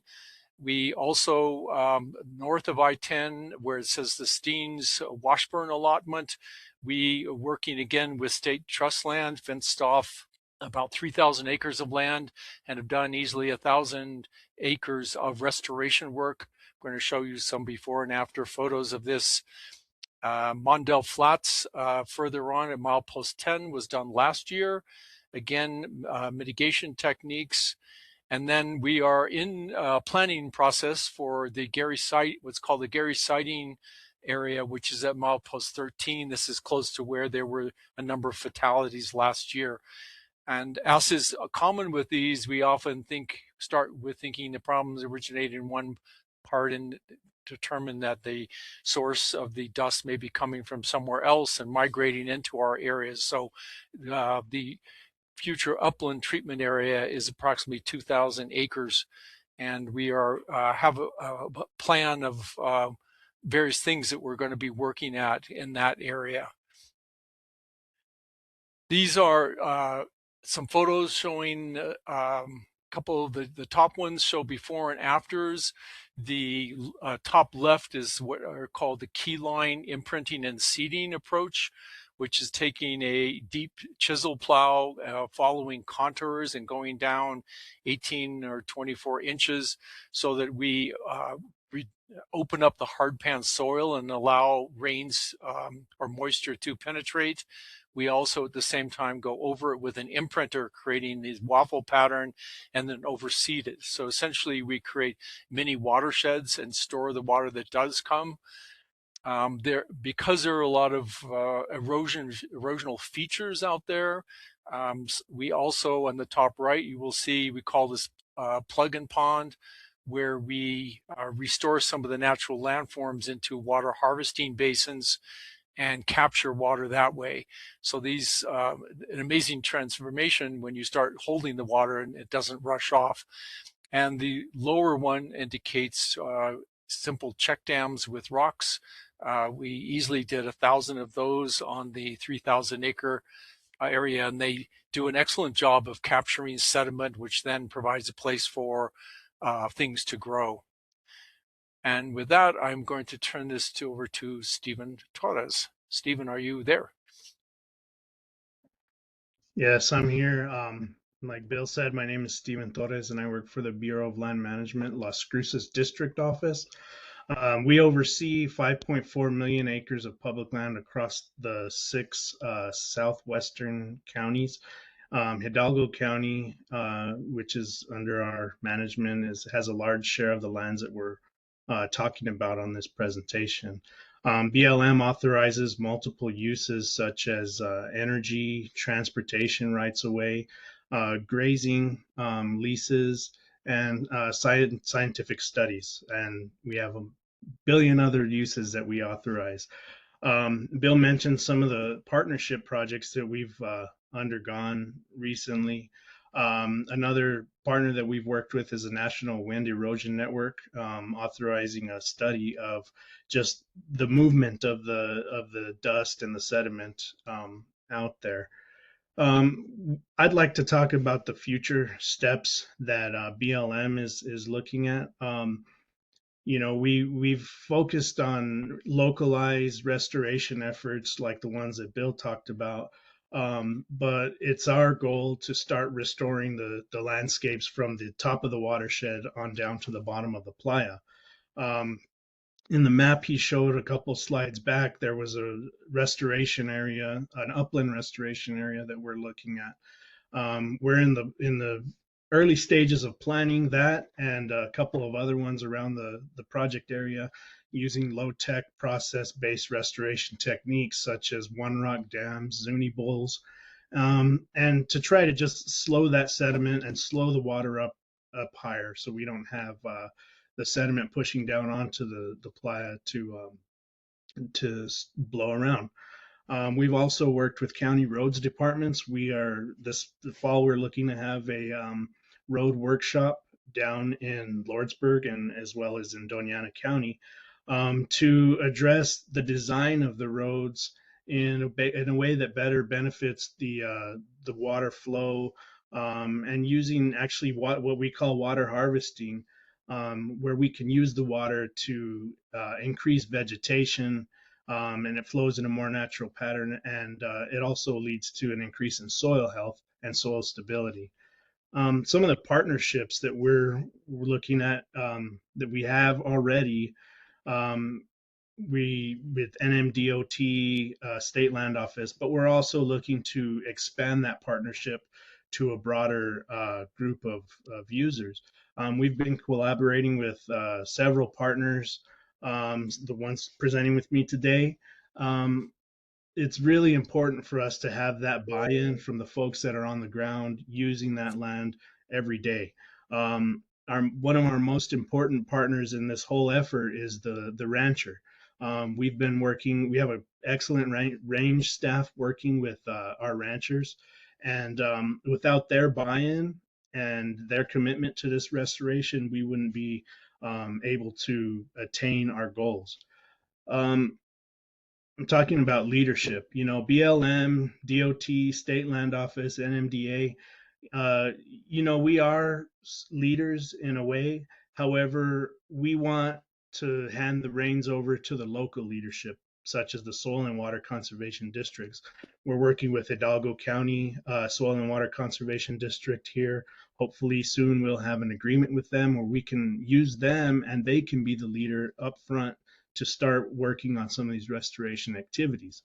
Local working groups, local rancher groups, they're the front line of this restoration effort, and they're really important for us to use. We have a long-term focus. We're not looking 5, 10, 15 years. We're looking for generations, 100 years down the road where we can create a sustainable environment. If we expect to get changes on the land, we need to see changes in the way we're thinking as far as designing of projects, designing of roads, working with our landowners. We need to get really creative, and that's what we're looking to do, especially with this partnership. Back in 2017, some of the dust storms kind of stopped. We've had them throughout, but there was a brief interval where we didn't have anything, and workload shifted, priorities shifted, but the accidents started happening, the dust storms started happening again. We can't lose sight of what's happening with our restoration efforts. We can't lose momentum. We have to keep going, even when there's years that there is no dust storms. If we become complacent, that's when we lose track. And as long as we continue these restoration efforts, even if we're not experiencing storms, we can take a proactive approach and avoid these catastrophic outcomes.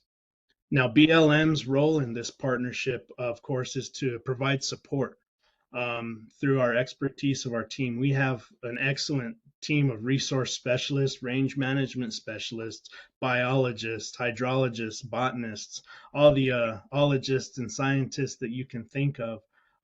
Here in Las Cruces, we're very fortunate to have those, and they can help our local communities figure out, what works best on these restoration. We want our restoration efforts to be results focused, and expectations of restoration, those to be met. We're going to continue fostering our partnerships with our public land users and our government partners. Our local governments are like I say, important. And, one of our most important partners in this whole thing, if you saw earlier, there was a map and it had all these different colors.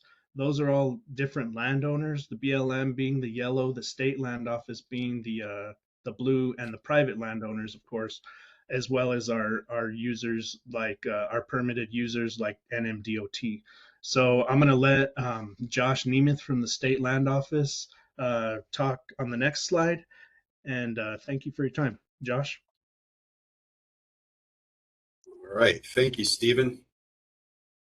And just to let everyone know, I've enjoyed all the presentations so far today. I'm looking forward to the rest of them as well. So the State Land Office, we manage millions of acres throughout the state. We're mandated with raising money for our beneficiaries, which include public schools, universities, and hospitals. And we have been partnering with NMDOT and the BLM to address these issues. And I'd like to, one, echo what Stephen said about buy-in from the ranchers. They've been really willing to work on these projects with us, which honestly was a bit unexpected for me from what I heard in the past. So this is it's been really encouraging, and we're really grateful for all the hardworking, passionate, and forward-looking people at DOT and BLM. And we're looking forward to helping this landscape recover and focusing on these efforts with our partners. That's all I have. Thank you very much.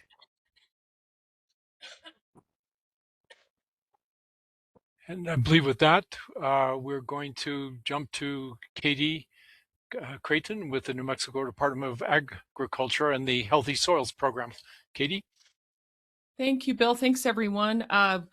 Where we end up in the presentation is at the end, because our role is not quite as significant as that of the other partners that you've heard from in the last few minutes. NMDA's Healthy Soil Program, the centerpiece of that program is our grants. Those are voluntary. So what we do is we ring the dinner bell and invite parties across the state, be they agricultural producers, your farmers, your ranchers, even local governmental entities, to come and make application for our grant funds so that they can put on the ground some practices, including those I've mentioned here on the screen. Maybe it's planting a cover crop. Maybe it is keyline imprinting and seeding, as Bill mentioned. Maybe it's applying organic soil amendments, planting diverse plant species. Bale grazing is one thing that we think would be very useful on this this area, this part of New Mexico. Our grants are available across New Mexico, as I said, again, to farmers, ranchers, other land managers, and those local governmental entities. So our role in this whole effort has just been informational, part of a two-way exchange of information, and consultative. So we look forward to continuing this solid partnership.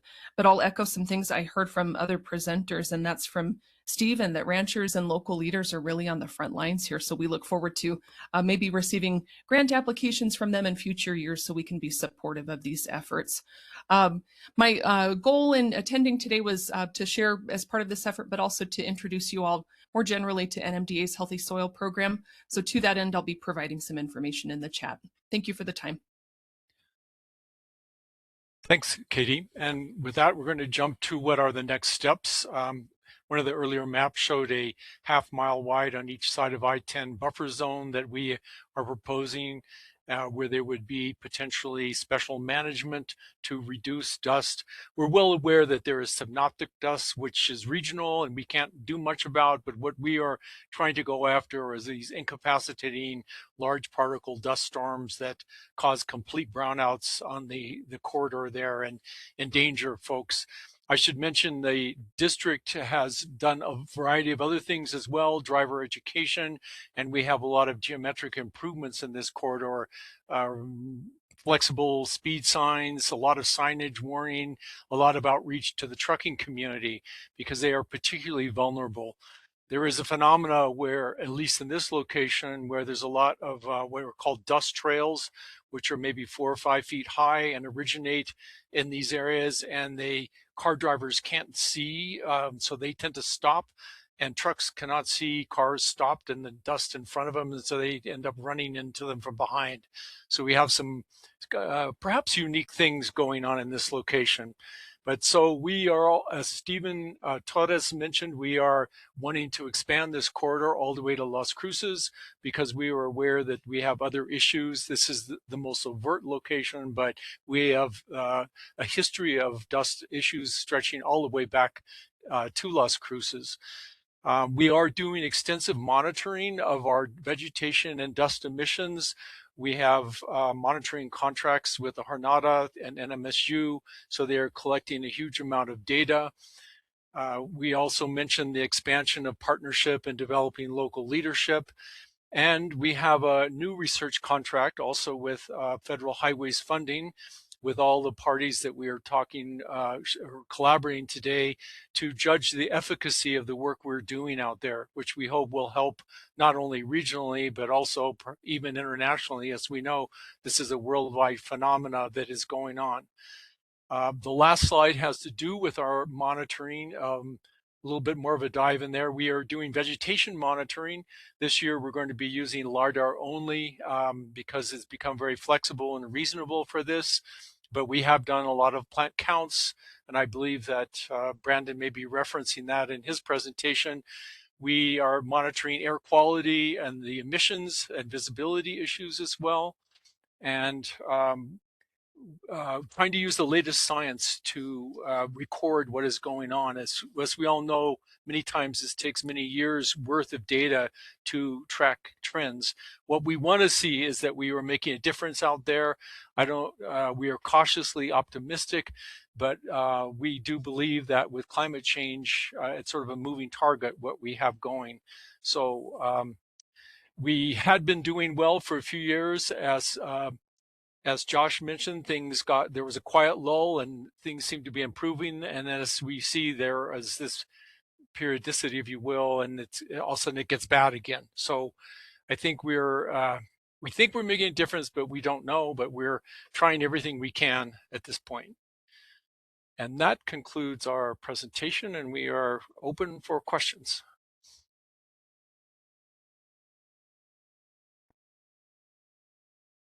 Great. Thank you for that presentation, Bill, Stephen, Joshua, and Katie. That was great information during the Lordsburg Playa collaborative efforts. Yeah, we got a lot of desert. I mean, a lot of areas that impact our dust concentrations whenever we get these large scale events. So whatever impacts we can do, we'll definitely improve those dust storms going forward. And so let's go ahead and roll on to our next person on the agenda, which is Brandon Edwards with the Jornada Experimental Range. And he'll be discussing the wind erosion toolbox and other tools for wind erosion mitigation.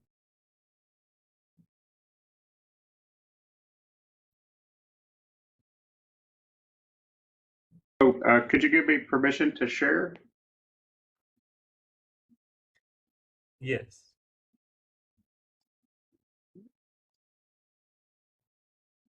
Are you not given that selection? Been assigned a presenter, Mr. Okay, I think I've got it. If y'all can see the title slide, hopefully. Yeah, it looks good. Alrighty. So, talk a little bit today about something we developed recently over at the Jornada. And I think one of the reasons we wanted to talk about it at this meeting is it's because of a perfect example of some of the impetus behind why we wanted to develop this resource. So obviously we all know, as Bill just mentioned, that wind erosion and dust emissions, impact agro ecosystems, infrastructure, people, society, in numerous ways globally. Oftentimes, however, we found, depending on what sort of area you're working in, whether it's research, land management, air quality regulations, policy making, etc., often rely on disparate sources for tools, data, and other sort of information that goes into the process of decision making when actions are taken. And so mainly focused on source regions for sand and dust storms. We found that there was a very clear need for an accessible to practitioners or professionals from all these different walks of life, or simply for informational purposes, and a curated repository of wind erosion and dust storm information and tools. So the wind erosion and dust mitigation toolbox is hosted as part of the National Wind Erosion Research Network. That's essentially a catalog of information, resources, and tools for dealing with issues related to negative aeolian processes. So wind erosion, sand encroachment to infrastructure, sand and dust storms, etc. A couple of the things that we really wanted, given the nature of sort of many of these collated resources and other sources, was to be streamlined, like I said, easy to digest. We also wanted it to be searchable, and then to have the information available tools filtered by category or purpose or intent. And so I promised myself I would never make a presentation out of screenshots of a website, but I've done so. So we're just going to go through some of those to show everyone about the resource and sort of how to use it, although we feel it's pretty straightforward. So to access, there's a couple different ways. You can go through the Wind Erosion Research Network itself, or directly to the URL to the tool, or Google, of course, or other search engines. So if you go to the Wind Erosion Network, you'll see a prominent button to access the toolbox, or go directly to the URL. So you'll see we have a very, again, streamlined, straightforward landing page. And essentially the only thing to do is to search, or if you were to scroll down, you can see again tools, and in parentheses the number of tools for each category, again organized by what the particular need sort of in an assessment and management workflow is. So just to show some examples, and again, we're looking at a series of screenshots here. So look at just a search, for instance, dust storms. So you can see when we start out, before I've entered the search term, there's 41 total resources or tools available that are cataloged by the toolbox. So if we go ahead and complete the search, we return 7 items for the topical search for dust storms, and then we look at how the results come up. So what we get essentially are boxes. We have brief descriptions, and then links to the relevant resources, or a landing page for the resources.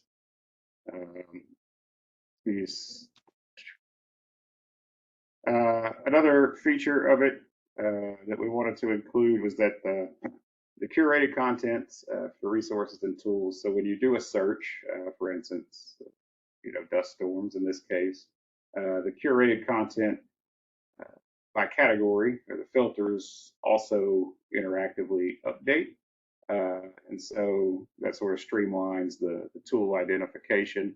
So you can see that when we look at dust storms, you know, the categories that have the relevant resources in them are dust monitoring and forecasting, and soil conservation and dust mitigation practices. So see 0 for some of the others. The other way to access information is just to go straight to the filters. And so rather than search a more narrow keyword or interest, you can go by category. So if you select one and then scroll down, we'll bring up the available tools that meet that filter criteria. So just to look at a couple, perhaps more of interest to this group. So if we look at the dust monitoring and forecasting category, you can see it pulls up resources which I'm sure many of us are familiar with these. So just to take a look at what happens if we go to the image viewer, brings it to a brief informational page with, you know, a organization that runs or leads or hosts the tool, web link, and again, a very brief description. Here's we have a typo there as well. Sorry about that. And so clicking on the link, obviously will lead you to the tool. And so it's a pretty good, quick, again, streamlined way for people to access these tools and then see what they have to offer and how they can work together in an overall workflow to you know, address challenges related to dust mitigation. And many of the tools, obviously, as I think people could guess, are useful for other assessment needs and management concerns, especially dealing with sort of land management, land health, and those sorts of things. So just an example, looking at the land health indicators and visualization tools, you could select perhaps the benchmark exploration tool, where you can go and select indicators based on monitoring plots, many or most, majority of them BLM AIM plots, but also other projects as well. For instance, the transects and monitoring that Bill mentioned in the last presentation will be included there as well. And so you can look at and assess indicators and other sorts of things and benchmarks. We also have a link for additional resources. And so these are some things that perhaps, while not, you know, truly a tool or something like that, are more informational. So currently we have some webinars from NRCS included. And this is a category that we're, you know, actively adding things to and going as we move along. A few of the major upcoming additions. So we're currently developing SDS and wind erosion assessment decision-making framework to help guide tool selection and then management workflows when we go in to look at sort of mitigating and managing source regions, negative impacts from sand and dust storms and dust emissions and impacts to air quality as well. Also, we're going to add a link to Aero web tool. So Aero is a wind erosion model we developed. We're currently working with some collaborators to develop a web portal that has documentation, ability for users to run the model for their own data, to generate the necessary indicator information to run the model, to compare different scenarios, just to generally learn about the, you know, sort of granular level physical processes involved in wind erosion and erosion modeling. This will include, when we get done, spatial aero component, which can be used in conjunction with the rangeland analysis platform and other tools to do spatially explicit modeling scenarios, or just to explore vulnerability and risk. So sort of the next big steps, maybe horizon looking at, within a year from now or so, hopefully. Also, continued developments. This is very recently launched, so some of the links and tools are still in the beta mode or waiting final approval for release to the public. For instance, we have a rangeland soil vulnerability index for wind that we came up with in partnership with NRCS, seep grazing lands. So we're just waiting for the final approval for public release for that, and to be able to link it. A few others that we've been working on that are nearing completion, so still again in beta. And so as we move along, we'll continue to identify and include relevant resources and tools. Of course, we always welcome feedback. And that will do it for this presentation. So welcome questions if we have any.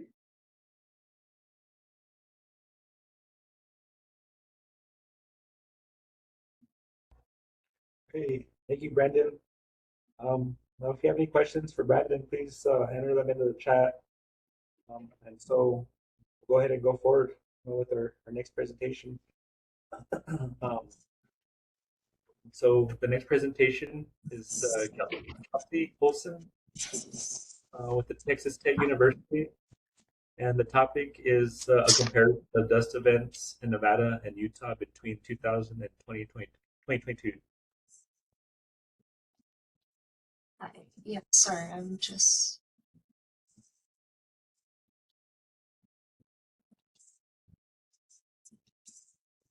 Are y'all able to see that? Yes, I hear you loud and clear. Okay, perfect.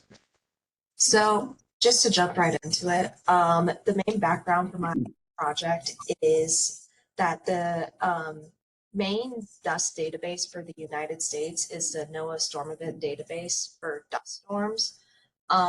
This is a database that's been used in previous studies, and a lot of the data comes from volunteer reporters.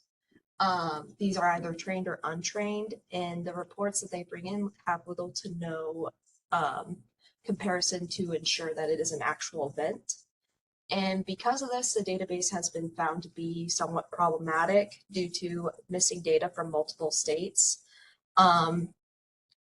For example, there is no data for the entire city of El Paso.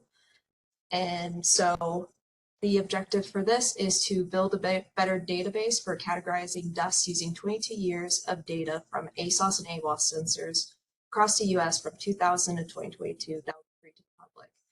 And this is part of a larger project. So my specific part is also, I have a focus on a cross-section of 4 continuous states from Nevada to Kansas.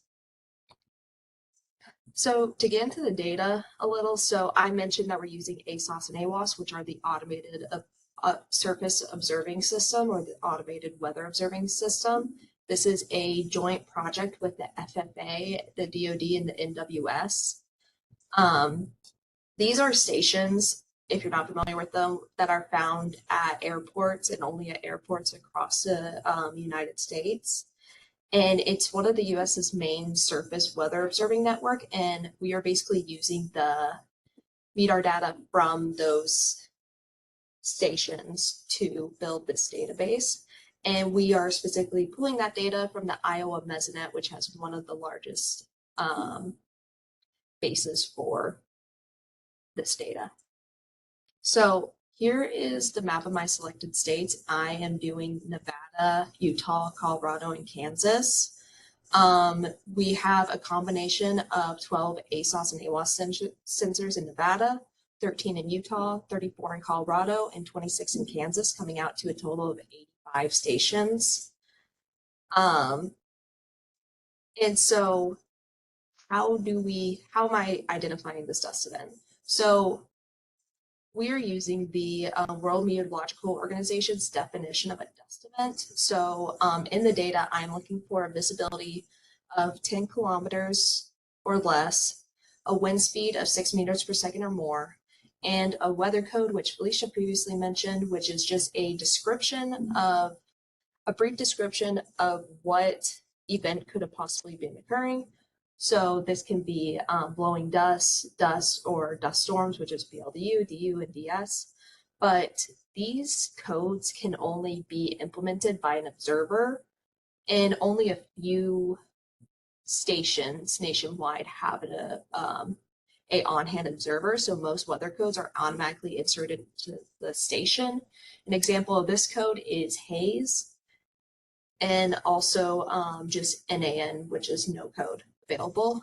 And here next to that, you can see a figure that I made of a dust event that I found in Salt Lake City, Utah.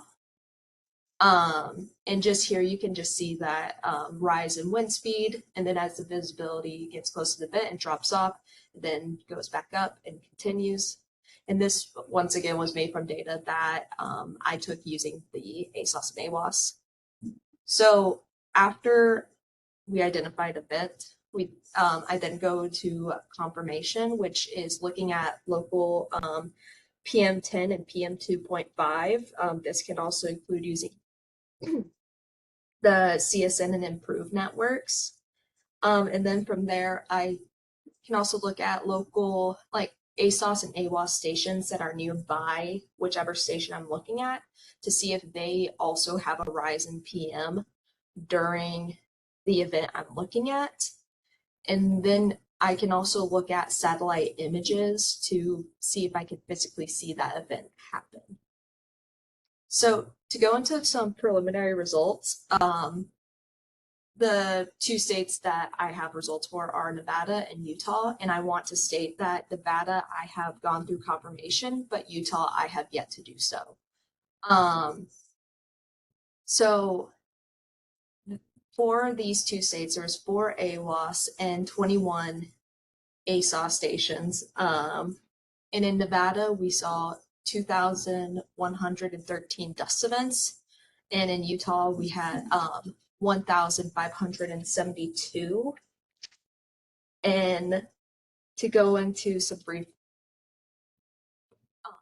yearly distributions of the dust events, we see both of them are experiencing an increase of events over time. Though I would like to note that in 2016, the ASOS and AWOS stations went from recording every hour to recording every 5 minutes. So it's possible that there could be some oversampling happening, but right now in the data, we are seeing a overall increase. For the monthly distribution in Nevada, we are seeing that the spring months have the peak. While there's a secondary peak that happens in July, and in Utah, we do see a peak in spring, but we also see a stronger peak in those summer months, with once again the highest amount of events occurring in July. For the diurnal cycle, they're both pretty comparable. Dust is occurring at every hour of the day, with most of the events occurring between that 8 o'clock a.m. to 8 o'clock p.m. at time range. And for the length of these events, for both Nevada and Utah, most events occur within 1 hour, and then from there experience an exponential decay of, so the next highest is 2 hours, 3 hours, so on and so forth.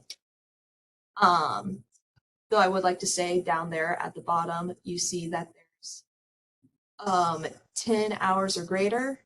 In Nevada, the longest event we found is from October 15th to October 17th of 2016, which lasted 38 hours.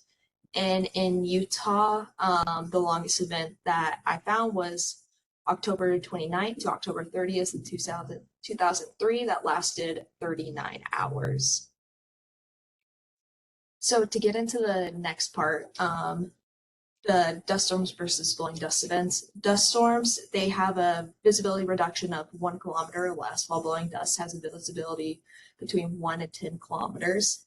And in Nevada, I found that there, of the 2,113 dust events, only 180 could be classified as dust storms, which is roughly 8.5% of the total amount.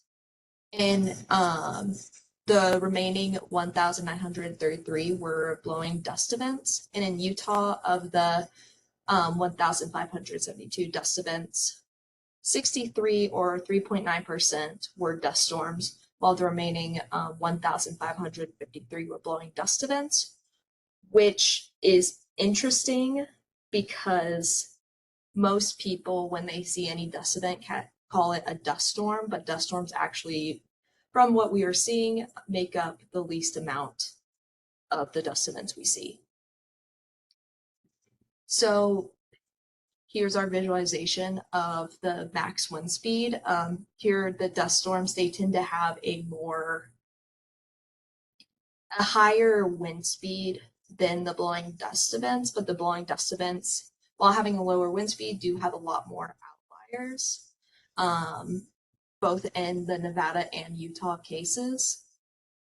And then when we go in and look at the max wind gust, we are seeing a similar situation where dust storms are having the highest amount of wind gust, while blowing dust, while having less, has more outliers, minus the one case in Utah.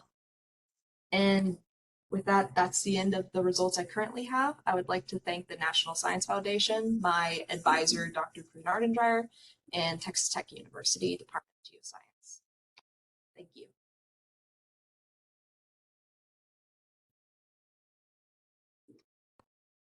Great. Thank you, Kelsey. It's very, very interesting information coming from out of Nevada and Utah. Does anybody have any questions for Kelsey? If so, could you please enter them in the chat? And then we'll go ahead and proceed on to our next presentation, who is Lauren Fox from Texas Tech University, whose presentation is Assessing the Toxicity of Lubbock Dust Events Using an Analysis of Individual Human Lung Cells. Thank you. I hope my display is working. So yes, and I see you loud and clear. Okay, perfect. So my thesis research here at Texas Tech for my master's is about assessing the toxicity of Lubbock dust events using an analysis of individual human lung cells. Here in Lubbock, we do have a lot of dust storms. We are pretty prone to poor air quality. We have about an average of 21 dust events per year. They're often initiated by cold fronts that bring those southwesterly winds and carry a lot of dust from the Chihuahuan Desert. But we also do see dust storms caused by convective initiation. So thunderstorms in our neighboring locations, bringing like more substantial dust events like boobs and whatnot. And these dust events are responsible for increasing the concentration of particles and reducing our air quality. In these images on the bottom here, I have a little graphic that shows a dust day versus a non-dust day here in Lubbock. And we can see that on that dust day, the PM10 concentrations as well as the PM2.5 both spike way higher than we see on a normal day. And for both dust days and non-dust days, it's pretty much consistently higher PM concentrations on a dust day, no matter what size the particle diameter is. Like I said earlier, we do have about an average of 21 dust events per year, but sometimes we see upwards of 60. And those most prominent months for dust are March, April, and June. We want to continue exploring this. I'm sure we all understand and are well aware of how harmful dust can be to our health. Many of us students here often talk about the issues we're feeling when dust storms come through, and it's pretty uncomfortable sometimes. So we want to look at the human lung cell and explore what the direct impacts on our health are. So I'm looking at cells from the alveoli of the lung, which is a small sac at the end of the bronchioles, which are responsible for the gas exchange between carbon dioxide and oxygen between the lungs and the blood. So essentially, you breathe in oxygen, and the alveoli kind of transfer that to the blood while taking out the CO2 you're breathing out. Larger particles are usually filtered out through the throat, through the bronchioles and what have you, but those smaller particles do sometimes make it deeper into the body, and often the alveoli is where we'll find inflammation and have those harmful impacts. And even in some larger particulates, there have been cases where we have particulate matter lodged in our lungs, and we do understand that there are long-term consequences. So we'd like to keep exploring, and with that, my objective is to improve the understanding of the impact of different types of Lubbock dust events on human lung cells. So first step in exploring this objective is, of course, collecting the dust. So we have a high volume sampler on our AEROS station, so our Aerosol Research Observation Station, which is on a roof here at Texas Tech University. And the high volume sampler essentially vacuums in a bunch of ambient air on a dust day and filters out the dust on our filters. In those two images up here, we have a dust day versus a non-dust day. And as I mentioned earlier, a lot of our dust comes from deserts, which is a very clay mineral rich type of dust. So we can see that really orange brownish color versus on a non-dust day, it's more gray. I will note though that a brand new filter is white, so we're not peachy clean here in Lubbock, even on a non-dust day, but still we don't see as many minerals and thick dust cover as we do on a dust day. The dust event case I'm going to be talking about today is on March 24th, 2024. We had not it was not a Habuber convective storm, it was synoptic, so it was a longer duration and more moderate spike in concentration. This event lasted about 7 hours, and visibility also dropped for a similar amount of time. The winds were more directly from the west, but a bit of a southwesterly component. And here in this satellite imagery on the left, we can see how expansive this dust event covering a whole lot of West Texas. So once we have our dust samples, it's time to start imaging our cells. So we have these plates here that kind of demonstrate what they look like with 6 different wells, and each well is plated with 30,000 cells, and they're incubated for 24 hours at a dark containment, 37 degrees Celsius and 5% carbon dioxide. These conditions essentially mimic the inside of a lung, so it's mimicking being inside the human body. And then once it's time to start imaging, we do add a solution or a media. This media basically is a fluid that gives the cells the nutrients they would normally get from the body. But for not in the first well, we do keep that as a no dust or concentration well. But after every well after, there's increasing concentrations of the dust particles that are added and mixed into the solution. So it's kind of, we're not sprinkling dry dust on the cells exactly, we're mixing it into a fluid.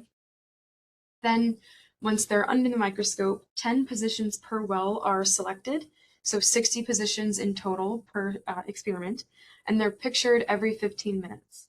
And the microscope continues to image them for 48 hours, giving us a total of 197 images per position, and we do 2 biological repeats for each dust sample. Now, cell imaging does have some qualms I'm going to talk about. So here in the center of, this is an image of the lung cell itself.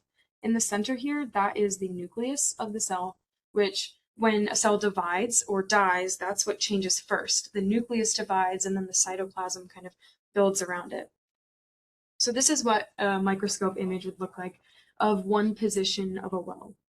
Very easy to look at. We can kind of clearly identify individual cells, but we add the dust or the solution with the dust and it becomes nearly impossible to locate cells, and let alone tracking their changes over 197 of these images. So in order to make it a clearer process for us to image these cells and track them, we feed the cells with a protein that acts as a nuclei marker, which we can look at in a bright field, and you can only see the nucleus. Since dust can't eat a protein, the dust does not get highlighted as well, and we can really clearly see the nuclei of all these cells. These cells are then tracked in an open source MATLAB code, and 20 random cells I'll select from each position and follow them from image 1 to image 197. When I'm tracking them, I'll look for division and 2 types of death. Division is essentially where one nucleus becomes 2, and then I'll select one of those sister nuclei and then continue following that until the end of the imaging.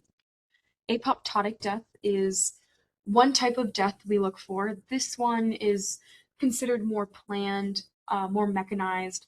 The cell prepares to die. It knows it's undergoing stress and it will begin to break down into smaller pieces before dying, so that way enzymes can come through and clean up the dead cell matter much easier and much more efficiently. Necrotic death, on the other hand, is much more unplanned and explosive, as you can see in this video. The dead cell matter kind of sticks around, and this is what we know to be especially the cause of inflammation in the body and irritation. Okay, now I'm going to move into talking about the results we saw from this dust event. On the axis here, on the x-axis here, we have our control and then those increasing concentrations, and then these are just showing the percent of death we saw in each of these concentrations for both biological repeats. And these stars just show that they're statistically significant to the control. So after we saw no death in the control or in the 25 concentration, but at that critical 50 concentration, we do see a relatively monotonic increase in death, reaching about 8% death in the 500 concentration. Now, for this 500 concentration, 77% of that cell death was apoptotic, so that planned death we talked about earlier. But it's also important to consider the results of how much the cells divide. That also is a good indicator of cell health.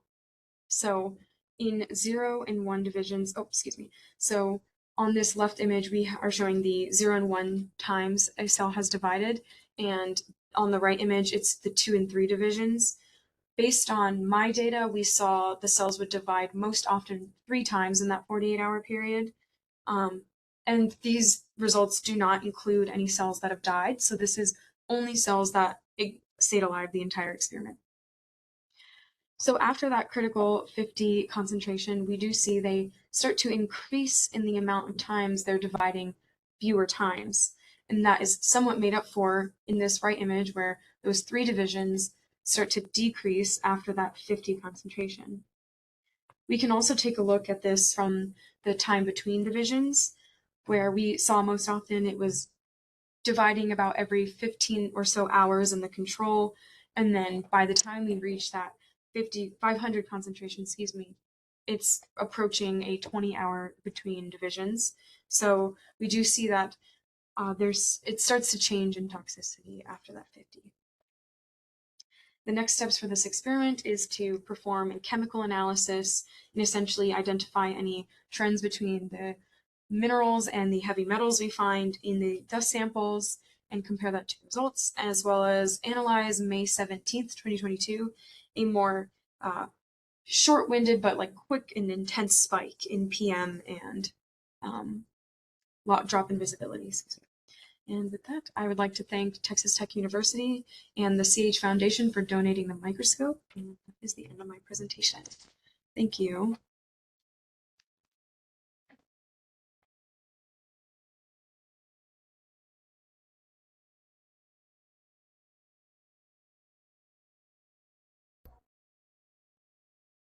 Great.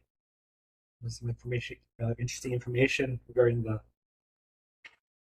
human interaction with the human lung cells with the dust events. I'm always kind of taken back how damaging the dust is towards the lung cells. It makes me really want to take some extra steps for protecting myself during these dust events. And so, do we have any questions for Lauren?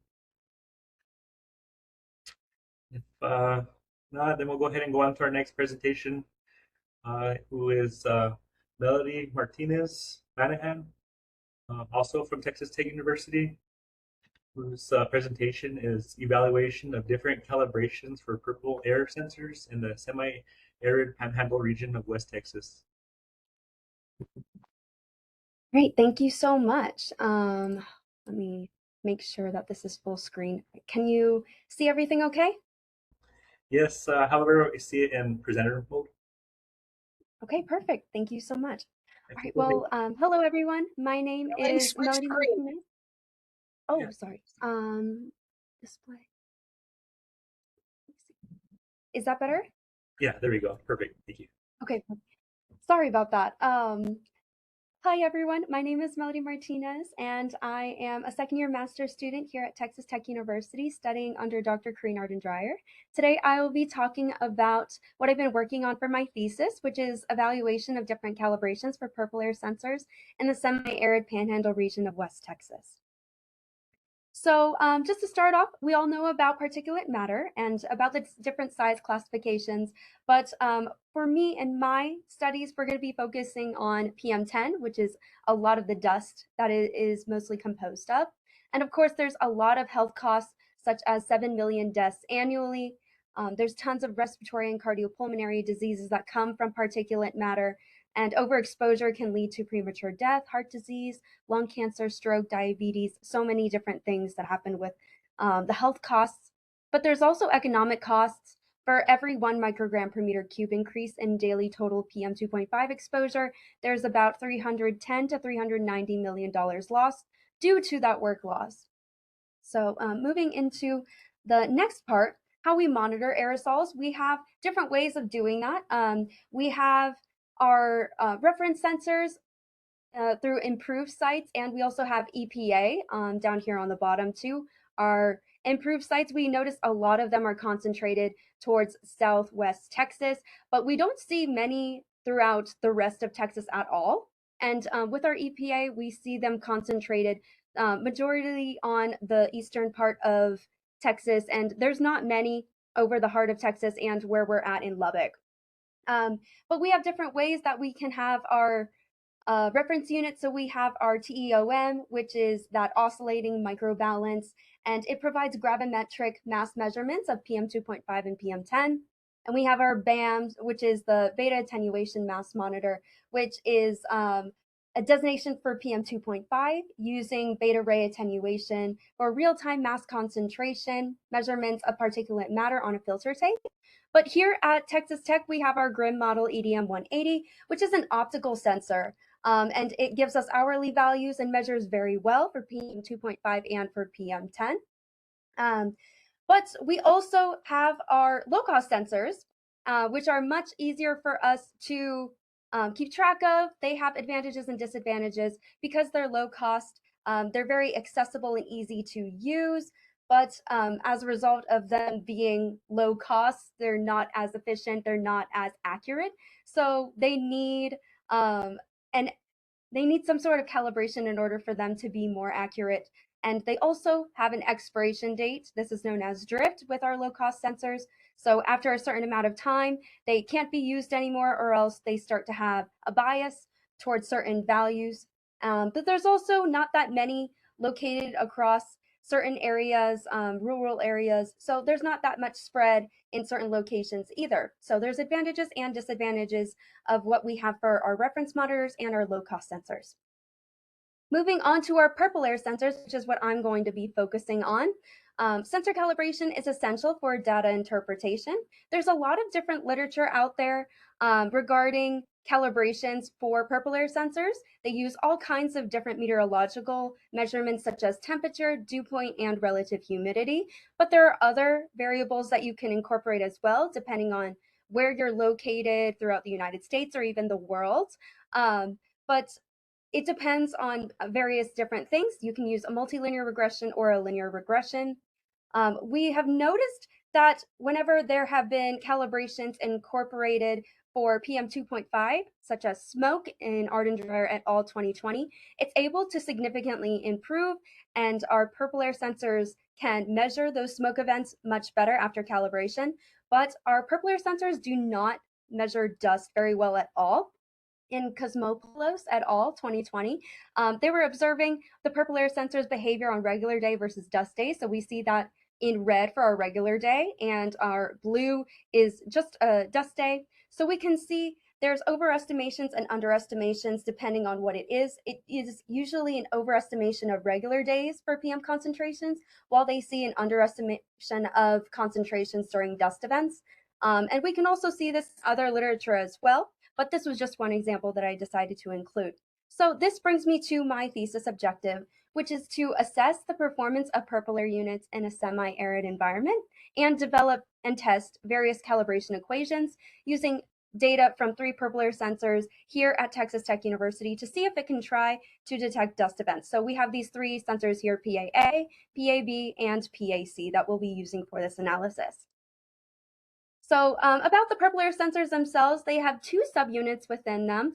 So we see this one right here, which we're saying is A, and then the second one right here, which is B.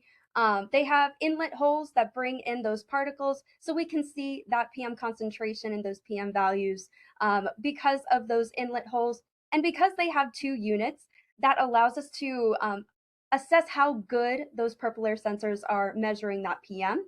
So we do a correlation between both of those subunits to see if it is accurate, and if it's not, then we discard those values. We also are going to be calibrating the sensors based off of the EDM 180, which is what we have right here. It's at Texas Tech, and it's located nearby where those PurpleAir sensors are deployed. So we're going to be focusing on PAA, PAB, and PAC, and we're going to analyze them doing different statistical analyses such as R-squared, RMSE, MAE, and slope. So getting into my data, here is some of the preliminary results for our calibration period. We have December 5th to January 4th for that calibration period of about 1 month. And we have our PAA raw values in orange. Right here, we can see them kind of underestimating certain days compared to our EDM 180 PM 2.5 values. And we also see them overestimating on different occasions as well. We also have in red our PM10 measurements from our reference EDM 180. That way you can cross-check to see when there are certain dust events that happen. So we see this giant peak around December 30th where a dust event happened. We can see that peak in our PM 2.5 for the reference as well, but our PurpleAir sensors, they did not pick up on it at all. So as you can see, our PurpleAir sensors are not good with measuring dust. Sometimes it overestimates or it doesn't pick it up at all. For our raw values, we have an R-squared of about 0.7. We want that to be as close to 1 as possible. It's not great, but it's not perfect. It's not amazing. It's not horrible at the same time, but this is our preliminary results for the raw values, an RMSE of 4, MAE of 2.66, and a slope of 1.34, which we also want to be at 1. So in order to correct these values, we developed 24 corrections total, but we only focused on these 12 that I've listed here. The other 12 that aren't listed were discarded because they showed negative concentration values whenever we implemented them onto the PM data. So note that there is more calibrations that we did do, but I'm just focusing on the ones that did work out for today. So we started off with just using PM 2.5 concentrations for the EDM 180, and then we moved on by adding temperature, relative humidity, and then adding both temperature and relative humidity from observations of our PurpleAir sensor themselves. This is very widely used in literature for calibrations of our PurpleAir sensors. So a lot of calibrations use temperature, relative humidity, and temperature and relative humidity. So we started off with that just to see, okay, this is what a lot of different people are using. But we decided to expand it for our analysis by adding PM10 values from our EDM 180 to see how that would either improve or not improve our concentration values compared to our reference EDM 180 unit. Because we are in a very semi-arid environment and it is prone to dust. So we wanted to see if PM10 would improve at all. And then we moved on to doing a difference calculation between our PM10 and our PM2.5 concentrations to show those coarse materials in our particulate matter. So here's a bit of our results from that. We have our first set of equations, which is widely used in literature, moving on to adding our PM10 and then that difference calculation like I mentioned earlier. So we have our actual calibrations that we started off with that we usually see in literature, greatly improving our raw values. We can see our overestimations throughout this calibration period and a bit of underestimation as well. But because of that overestimation, underestimation, once we added those calibrations, we noticed the overestimations and underestimations were getting smaller in magnitude and being closer to what the EDM 180 was seeing, which is great.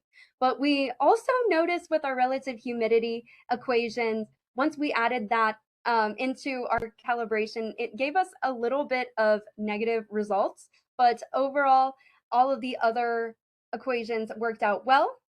Once we included PM10, we saw a significant improvement compared to our first set of equations. So once we added those different variables, we saw great improvement. And then from there, we saw similar values for our PM10 minus our PM2.5 calculations. So it was really interesting to see how things were benefiting as we kept adding our calibration equations. So moving on to our scatter plots, we're able to see very clearly how things were improving as we kept adding on different parameters. So we did notice a slight improvement throughout each one of our successive calibrations that we developed. We saw an R-squared of 0.71 that was finished off with our temperature and relative humidity that we see in a lot of literature. But as soon as we started incorporating PM10, we saw a very large jump in accuracy. So we saw 0.71 and it jumped up to 0.95 across all of these different calibration equations.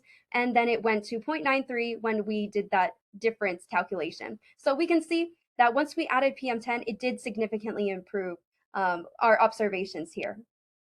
We then looked into our values for PM10 and then that difference between PM10 and PM2.5 to identify specific dust events. And then we used a ratio calculation of PM2.5 divided by PM10 to help us identify those dust events as well. Anything with a ratio of 0.3 and lower is most likely to be a dust event. And then of course, very high peaks in PM10 concentrations reveal that as well. So we were able to identify about 20 events. And then using ASOS observations, we were able to narrow it down to 10 specific events. But today I'm going to show you 2 events in particular, which is January 17th and then April 1st to 2nd of 2025. So starting up with our dust day on January 17th, we see this very intense reduction of visibility to about 4 kilometers, and we see an increase of our wind speeds and our wind gusts. Here is our PAA, PAB, and PAC observations. We can see our black values. Our solid black values are the reference EDM 180, and then we have our increases right here, very, very small increases for our PAA raw values, and then we have PAB and PAC. So we see a bit of a similar trend to what our reference unit was seeing, but there is a significant discrepancy of the actual PM2.5 concentrations. But once we added those calibration equations for our PM2.5 to PM10, we noticed a giant increase of accuracy. It really follows that trend much, much closer, which is exactly what we want to see. And then we have our dust day of April 1st to 2nd. Once again, we see that reduction of visibility with our increase of wind speed and wind gusts. We once again see our raw values aren't picking up on those dust events very well. It's following the trend, but there's a significant discrepancy in what's actually going on. And then we were able to implement those calibration equations, which significantly improve our values and gets rid of that discrepancy. So it's great to see, but once again, our calibrations are not perfect. We have to figure out exactly why some cases are much better than others. So that's a bit of future work that I'm excited to continue on later. But I would like to thank the National Science Foundation for funding this project, STEM Corps for support, of course, Texas Tech for allowing me to be here. And with that, I will take any questions. Thank you so much.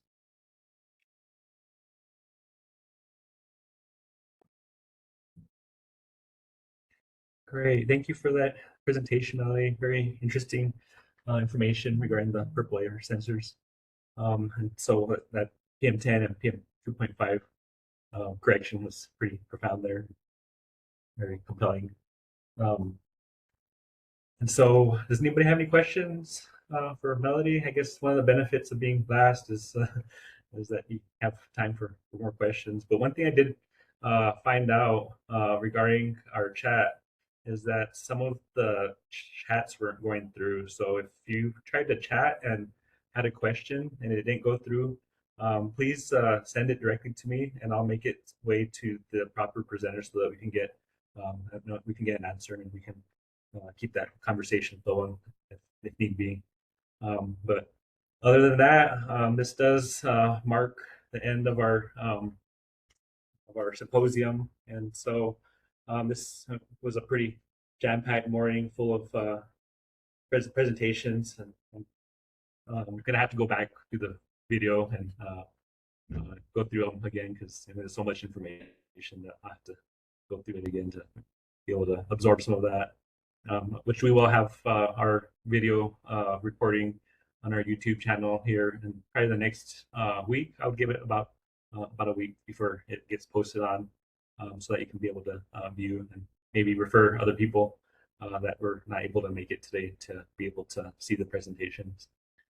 I'm, I guess you can say, pleased to say that our dust symposiums are one of the most viewed things on our YouTube channel next to our Environmental Improvement Board hearings. So I'm proud to be hosting and facilitating this group of folks to keep this topic fresh in everyone's mind. I mean, as far as dust being a pretty ambiguous pollutant, I mean, it being the most impactful, yet one of the most underrepresented. And so, we're doing our good work here as far as keeping the topic of dust and particulate matter in general. Promoting that message to all our stakeholders and everyone that we work with. Like I mentioned, we're just a small piece of the puzzle, and when we come together, we can move mountains with all of our passion and dedication that we're bringing to the table. So, with that said, I really enjoyed today's symposium and look forward to any or future symposiums. And so we'll keep trying to push in-person symposium in the future. So we'll do our best to try to be able to keep as many people as we have within our community, because we got up to, I think, 71. So we do have a big community of dust enthusiasts, I want to say, within our WebEx platform. So I don't want to kind of chop at some of those folks that we're being able to bring in. And, if we can be able to have some kind of hybrid, that would be great. We need to bring some resources in for us to be able to make that happen. But at the very least, we're doing some good work here on this front with our community here, with all our passion and enthusiasm with dust mitigation, forecasting, research, and a lot of this trends analysis. We're starting to get a lot more information along the way as far as what's contributing, what's the main drivers, what we think may be it, may not necessarily be it over the long term, and what is being statistically provided. So we could continue being expanded as far as my knowledge each symposium, and I appreciate everyone's participation here today, and I wish everyone the best and the work that they're doing. Carry on the good work. Again, if you have any questions regarding any of the presentations along the way, feel free to contact me, and I can forward the question or whatnot. We can continue the discussion. So I appreciate everyone coming in today, and I hope you have a nice rest of the day. And we'll see you for the next symposium. So keep tuned for any kind of announcements for our next symposium, and we'll keep the good work going on. Alrighty. You have a nice day. Thank you.